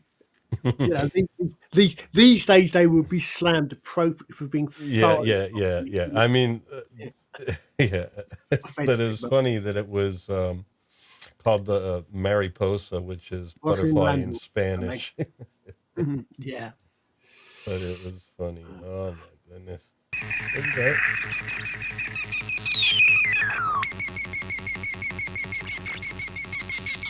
Maybe that's where our future lies. Yes, electronic music. That's where our future lies. We're gonna make beep music. All right. So anyway, that's Meta, and they figure out, you know what? That's where we should go, to Meta. So I do hope, since I'm only on episode 4, I do hope eventually they get back to Meta in some way. Does that seem to be a goal or something important? Yeah, the show didn't last long enough for that to happen. Okay. Unfortunately, by the time they did reach Meta, it had gone back to being called Facebook. Okay. Cool beans. Instagram. Yeah. All right, and then and so they all think about it dramatically. I mean, Uh, so it goes nowhere. Oh. Well, I mean, that's what happens if something gets canceled. But we Yeah, do get but to see closing credits. there's plenty of interesting things that happened on the journey. So, it's a shame. The show that we're going to see really lasted 1 season. It was significantly retooled, although the concept never changed for season 2. And there's a few decent bits, but like all of the classic episodes, all of the ones people like to talk about and still bring up are from the first season. I don't think they're.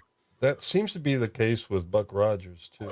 I was about to say it did the same thing Buck Rogers did. Now that one I remember as a kid. Now I should watch it again though, just to get to know it again. But yeah, I mean, which season was the one? The one that I didn't really care for so much is when Buck Rogers became like a fawn, like Pan. He had like demon horns and goat hooves and stuff. They decided to do season 2 of Buck Rogers as Buck Rogers does Star Trek, basically. Wasn't it? I think. Although I think Erin, I'm not sure. I think Erin Gray's actually a blonde. No, I think she's a brunette, isn't she? So she went back to her natural hair color for the second season. Yeah. Special effects, Brian Johnson. And Jill Gerard's married to Connie Selicker, so that's Are one they reason still? I'm jealous of him. Are they still married? I don't think so. I don't know. I don't think they are, but they did stay married Yeah, for a long time. Who as I married? Who recall. married? What's his name? John Tesh.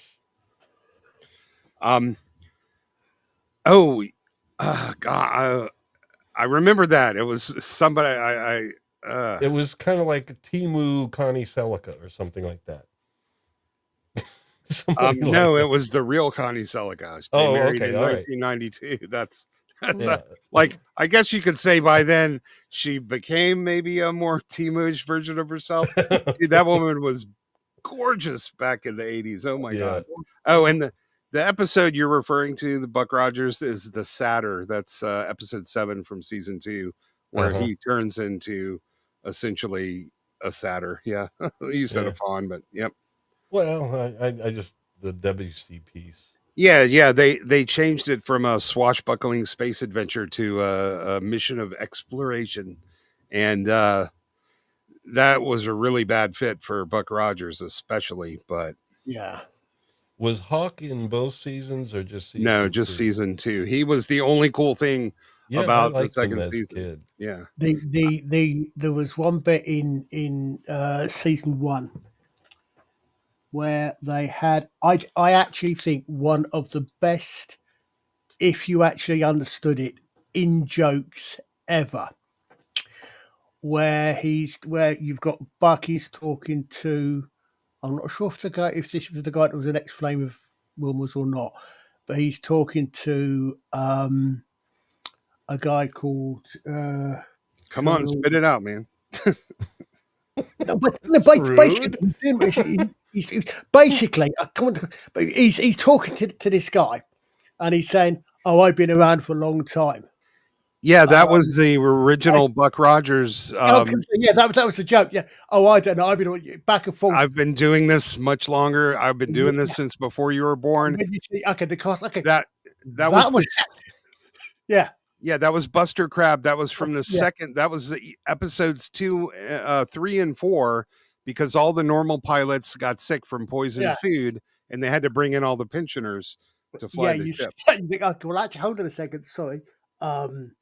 It was Colonel Gordon, wasn't it? His character was Colonel Gordon because he was both the original Flash. Yeah. He was both Flash Gordon and Buck Rogers, and he says, he's like, not bad shooting there, partner. And he's like, I've been doing this since before you were born.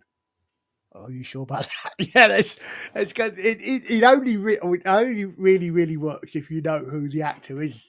Yeah, that's what I said. I mean, it's a great little inside joke there.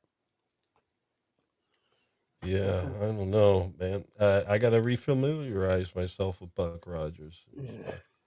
But I remember the early 80s. That was all the rage. And I was into it because it was hard. Well, all we had was like 3 networks and public television.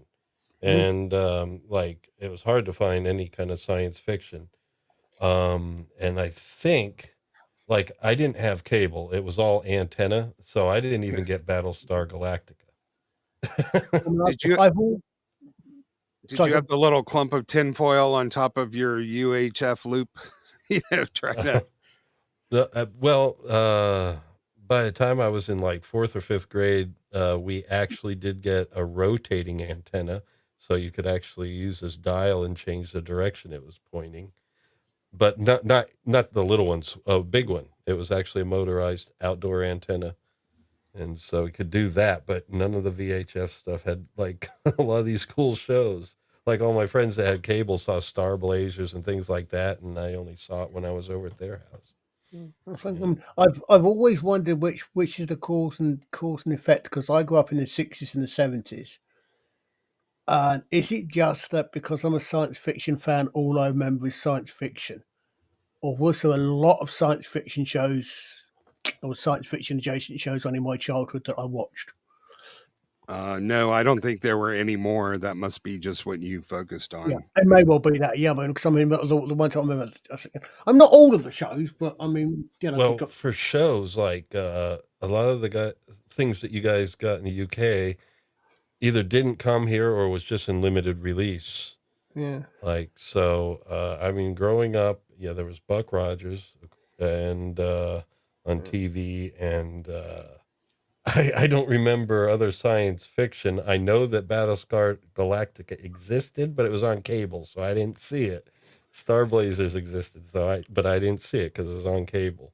Yeah, now So, in the serial age, in the late 50s, early 60s, we had all the serials, and Yeah. they would do science fiction, mostly monster stuff, but it was always looked at as like a B movie. It wasn't until Star Wars that science fiction became, well, actually 2001 was the first time science fiction was looked upon as a serious endeavor. mhm. And then of course Star Wars popularized that. But Mm. before that, you only got like low budget schlock, and it might have been enjoyable, but it was nothing like a UFO or Space 1999. That's when we started to Mhm. get the serious shows that Star Trek broke the ground for, because that Star Trek is what brought Yeah. science fiction into the mainstream public consciousness, really. Mm. Oh Um, yeah. again, I mean, the advantage that, or say, I don't know if advantage is the right word. I grew up growing up in the UK in the 60s and 70s means I grew up with Gerry Anderson for starters. And so all these shows like Thunderbirds, Captain Scarlet, etc., and all the ones we talked about. Um, I had Doctor Who, I had Star Trek, and in the 70s I had the Tomorrow People, Space 19. What Joe Anderson ones, Star Cops later, and Blake Seven. So I had a lot of good sci-fi, I think, when I was growing up. But how much of that is just filter, I don't know. Man, I mean, let me just share something here. There's nothing quite like science fiction that has the bravery to do this. Let me see if I can share this.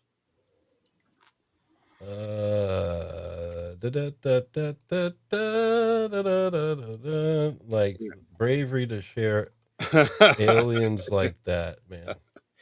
No, man, like for every science fiction Awesome. show, there were at least 3 westerns and 4 cop shows at the Yeah. time. So Mhm. we were not suffering from a glut. Yeah, She reminds me with Gerry Anderson managed to combine at least two with Space Precinct. I'm gonna search The for dogs of another Star one. Trek. I like the Gorn from Star Trek. That was a nice one too. The Gorn. Give me a large version of the Gorn. I guess that's as good as it's gonna Based on get. a short story by Eric Brown, Arena, that particular episode. The Gorn episode. Yeah, the Gorn episode's based on a short story by, I think it's Eric Brown. No, someone Brown, I think is the author. What's it called? Arena, or was Arena the episode No, title? Arena was the name of the original science fiction story as well. Oh, what? Yeah, I thought it was called Arena, but it was, yeah. Well, Kirk had the Gorn, and then Picard had what is it? Damark, Damark and Jalad at Darmok and Tanagra. Gelada at Tanagra when the That, walls fell on the yeah, ocean. Yeah, that was Frederick With a really Brown. clever. Frederick Brown, with thank you. Yeah, you got Frederick Brown wrote it. Arena, and then Gene L. Kuhn adapted it into the teleplay. Mm. Well, What we folks. done Oh, go ahead, Galt. was the Darmok episode again. That was a really clever episode, I think, with good writing, good idea about. Okay, so what if someone's whole idea of language and communication is different to yours? Yeah, I mean it's interesting, but I was trying to brainstorm it and like how they would evolve and think. It's like, well, how does it start? You need to have some Yeah, stories before you can say it, and then you need words to say them. So it's like, okay, these words don't necessarily mean much unless they're in a story. It's like, okay, all right. Oh yes, Like, it's true. Yeah. like, couldn't you like help? Like the word help, it's like, or do you say when July did good things at Tanagra? Help. I Yeah. don't know. Yeah. Oh, yeah. Yeah. Seems very inefficient, but Yeah. Yeah. I remember Good. reading a But an series. iconic episode. Well, they decided, hey, all right, this is how we're going to learn together. We're going to beam me, the leader, and their leader down on this planet. And the thing is, we're going to have not one knife each, and we got to fight this thing that's going to kill us. Hopefully, we work Well, it out in time. all I know is that when you're at Costco and you see someone with a T-shirt that says Darmok and Jalad at Tanagra, you know you Yeah. found your tribe. Yep. Yes. Yep. Yes. That's what we said like a couple of weeks ago. Exactly. Because, yeah, Gabriel Marin of Consider the Source, the guitarist, is obviously a Yeah. Star Trek fan because he had one of those shirts. Yeah. Yeah. There we always find very subtle ways to identify ourselves to our people, so to speak. Yeah. Well, and there's another thing. There's another phrase that's pretty well respected. Boom, bada, big Uh, boom. that whole thing's your name, huh? Boom Listen, man, today. No boom today.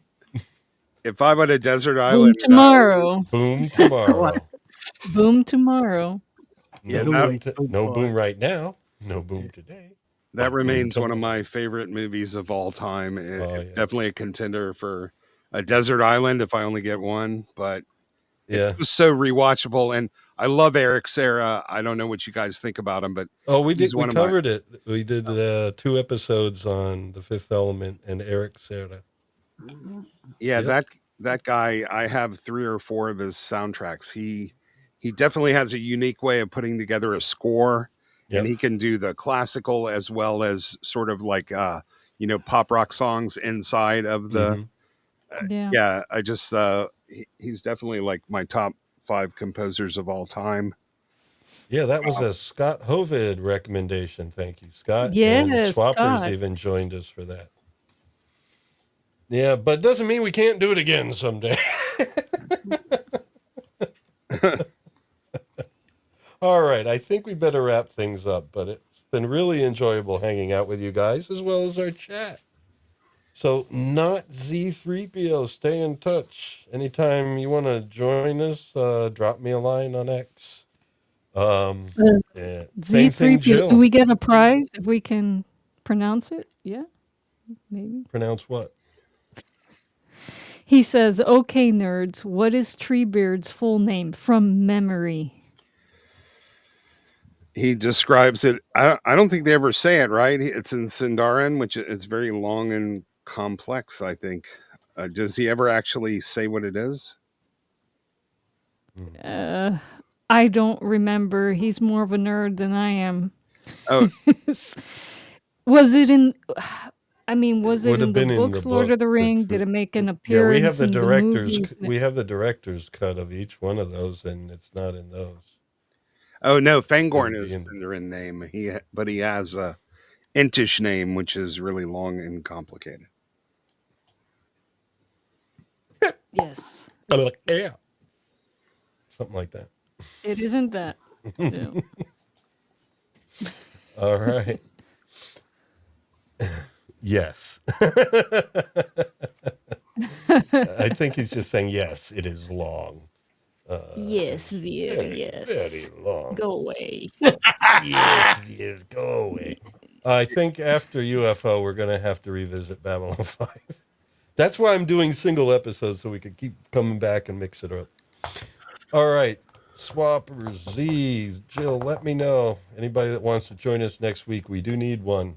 Well, it's not a need, more of like a desire, because we do have a space there, and I made it suitable for 5. All right, but thank you for joining me, Colin, and thank you for joining me, Istophobos. It's been really enjoyable. Sorry to keep you up so late. Well, man, it's always fun no nerding problem. out around you guys. Any excuse to talk Gerry Anderson. Yeah. Well, next week's UFO, and so you Did you gentlemen will know? hopefully be here. In case, Yep. I think I'm so connected with you, Jill, on we X. talk If about the not, Andersons. you know, We should have 9 in the panel, like in the Great Council. 9. Mm-hmm. You know what? You know what? We actually probably could. You know how I did this? Hold on. See, I'm dealing with EV Mux here, folks. StreamYard's too expensive, so I got 5 on this side. I could probably move this thing a little bit smaller and put 4 on the other side. We might be. I mean, because as far as I know, I can do 9 on EV Mux.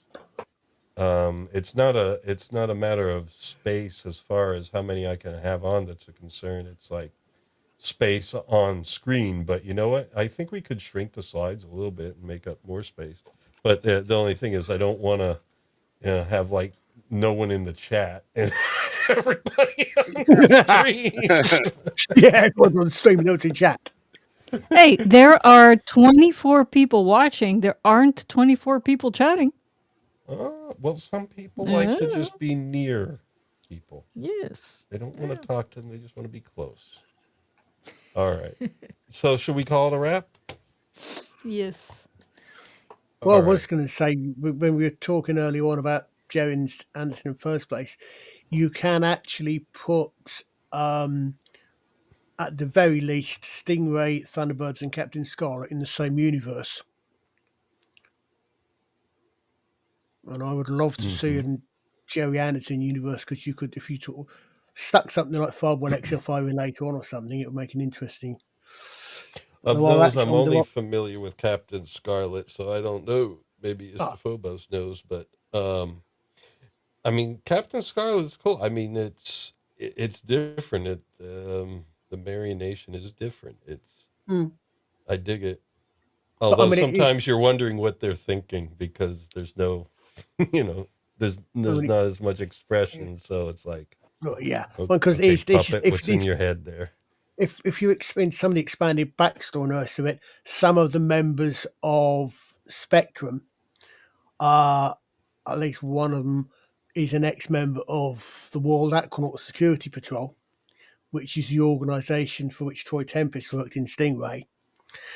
And the first Thunderbirds movie, they rescue features the Zero X spacecraft. The Zero X spacecraft is what Captain Scarlet and Captain Black are on when they go to Mars, amongst other things. So there's, and in fact, I got a feeling there's also a suggestion that Gordon Tracy and Thunderbirds are part of the submarine used to work for Wasp as well. So interconnected universes are nothing that new. Hold on, I gotta, let me see if I can do this. I just had to check this out larger. I dig it. Oh, now it got me thinking about ints. Yeah, I got to rewatch. The Lord of the Lord of the Rings trilogy this fall. Now, when it gets chilly out, then I like to watch it. Yes. Yeah. Maybe we could be adventurous and do the Silmarillion on here. Oh yeah. There goes the you next could AI generate AI generate all the scenes and stuff using good AI, not Stable Diffusion. There are already so many amazing Tolkien channels that I never have to watch. I mean, there are some really phenomenal ones. Yeah. I mean, I would have to do like subject oriented things, where it's just like, we're going to talk about this topic and then, and do that on some week. But I'm game for that. But you'd have to narrow it down to a certain topic. Yeah, if you notice, most of the good and popular channels talk about old stuff. There's not really a lot. I don't really know of many that are dedicated to newer things. Oh, are you talking about? I've noticed that. Yeah. You talking about those things, those rings, everything. I used to buy. I used to buy like 20 or 30 books every time I walked into a bookstore, and I haven't, with the exception of specialty things like there's a specific book by a guy about a political or some situation or a scientific. I haven't bought a book just for entertainment and pleasure reading in years, and it's not for lack of trying. I Um, haven't found. the past couple years, I've been checking out books by this author from New Zealand, known. Her name's Juliette Marillier. One of the series is called Seven Waters. Good fantasy books. It's called historical fantasy because it's actually set at time periods. But I like, let's think I've say, seen some of her books and I've read them. but like her Brede chronicles are about the Picts, and so there would be a lot of historical Pictish stuff. But in their belief systems would also be kind of true. Like people would shapeshift and things like that, and there would be events that happen and stuff. So it's somewhat fantasy, but it's based on historical, actual traditions and so forth that actually do exist. Some of it Celtic, some of it Pictish, and stuff like that. So she's someone to check out. There's a lot of good audio renditions of her work on Audible. If you do that, you could probably find it elsewhere too. And real books. She did hardcovers and paperbacks. Z3PO or not Z3PO, I'd be up for doing Beowulf, but if we do it in Middle English. We should do that episode of Voyager where the Doctor is Beowulf. Oh, yes. I love that episode. What was his name? Come Zimmerman? on. Was his name? No, his name was Schweitzer. Schweitzer. Yes. He called himself Schweitzer. And the lady that yes. played Freya in that was the actress that played number 1 on Babylon 5, the Free Mars lady, the blonde one. Remember that had a thing with Steven? Yes. Marjorie Monaghan. Yeah. Yeah. Oh, yeah. Wasn't she also in Captain Planet she was in? I think. I don't know. She was in at least one other sci-fi from the 80s I remember, or 90s I remember, vaguely. I do not know, but it can be looked up, I'm sure. What is Scott saying? He's probably saying, all right, folks, you done yet? He says, we used to have so many really good authors, now so few. That's what Scott says. But check that out. I'll type the name in the chat. Juliette Marillier.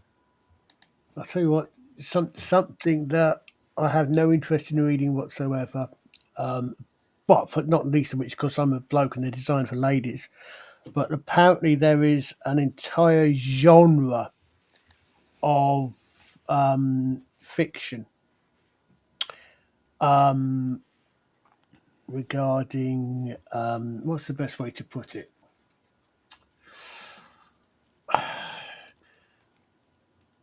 Romance with minotaurs, animals. Yeah. Right. Well, yeah. But they call it clit lit, I believe it was called. What? Yes, that's pretty much. As in one of them is things like the milk, and apparently they've got they get thousands of readers about like the milking farm and things like that. Yeah, all of the urban fantasy is just degraded into this twisted romance stuff with sort of anthropomorphic animal. It's are you talking about the entire publishing industry has really been warped into something that I have no interest in whatsoever. And when urban fantasy used to be Buffy and Dresden, there's a great essay about sort of how basically fantasy was homogenized and destroyed by Lester Del Rey and his publishing empire, Del Rey imprint, which is part of Random House, where there was very specific rules about what they could publish, which is why most of the big fantasy works all kind of feel and the same, because that was sort of the rules. And now we have some new rules if you want to be published by an actual major publisher, and There's some That, independent self-published guys that are pretty good, but not many. hmm Yeah, I guess it's tough. I mean,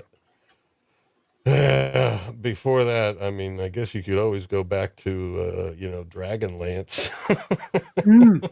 I've actually gone back and tried to do Forgotten Realms from the beginning and got up to the point where it looked like Rob Salvatore. I think his first name's Rob, but it was the guy Salvatore who did the Drist, the Legend of Drist, that dark elf Yeah. character. There's at one point where he totally shifted it, and it was like, whoa, wait a minute. And I just stopped reading at that point. It was like, wait a minute, did you get a call from somebody telling you need to change the nature of this stuff Quite a few of completely? I started reading. I read the first two Dragonlance trilogies, but I looked at it a while ago. It's another one. There's so many books in it. There's so many books in there. Yeah. And then And the you expand one it out to Forgotten Realms as well. And wow, yeah. the one that completed the first three, the first trilogy, the one that completed that was written just a few years ago, or I say just a few, it might have been 10 years ago, but it wasn't back in like the 80s. That was well after that trilogy that basically talked about a new generation of them. Mm, It wasn't that great, but all the original ones were good, like the mm. Chronicles and whatever, all the original trilogies were good, but the later version of them wasn't. They did, what was it? Margaret Weiss and Tracy Hickman did another one called the Dark Sword uh, I've series seen it. that was Never read pretty any of good. those. It Mm, was yeah. it was pretty good. Yeah. And then there was one other that I forget the name of, but it had something. It was like took place in some fantasy world that was a ring world. It was like a ring world around a sun at the center. It's pretty interesting too. That would be Larry Niven then. No, it wasn't I the know what you mean. ring Yeah, I world. know what you're saying. Yeah, yeah. Oh man. All right. Well, I guess we should actually call it, shouldn't we? I don't know. Are we going to stay here forever? No, I don't know. No, the channel can use watch time if the chat's still here. That's fine. Yeah. Yeah, chat's still here, and there are 14 watching. I think wasn't if I remember right, didn't wasn't Dragonlance originally their homebrew campaign setting? um, I believe. could you say that one more time? I was busy trying to get a I browser believe, window open. I believe Dragonlance was originally Weiss and Hickman's homebrew Dungeons and Dragons campaign, Maybe. Yeah. which then got picked up by TSR as an Yeah. actual setting, I think. Well, TSR, and then TSR went through different ownerships, Yeah. and now everything's like Wizards of the Coast, and it's like, Oh, really yeah. Which care is for what Hasbro, they've done right? with everything. I don't know. I don't know Yeah, what the Hasbro ultimate. bought WotC, so it's all under Hasbro now. Yeah. Yeah. All I know is whatever was going on at Wizards of the Coast, I was like not happy with. Yeah, with managers that are extremely committed to DEI and such. Yeah. So. Let me see here. No, I think we should probably wrap it up. I think we're going golden right now. We got a good vibe, and I think next week we all want to meet up again for UFO. If we keep pushing it, people won't want to meet up next week. Yeah, I do have to get going pretty soon. So, alrighty. So, folks, thank you, all of you in the chat, for spending your time with us. Please reach out to me on X, Jill, and Z3PO, or not Z3PO. Maybe not Z3PO is just another name for common people or something. I don't know. No, it's Swappers. It's another Swappers soap puppet account. Oh, okay. Maybe it is. What? It could be Swappers and Swappers in the chat. Yeah, Really? Z has a sock puppet account called Not World of Swap Shop. All right. Yeah. Hey, swappers. Playing with our heads, swappers. Next, they'll have Not Little Platoon. This All is right. getting very silly. Okay, folks. Well, good night, Colin. We'll see you next week. We'll have fun with UFO. Yep, absolutely. Take care. And Liza, I'm going to take you off screen. And I'm going to take Dad off screen. And then Dad off screen. And then Dad and me. I'm not good at this.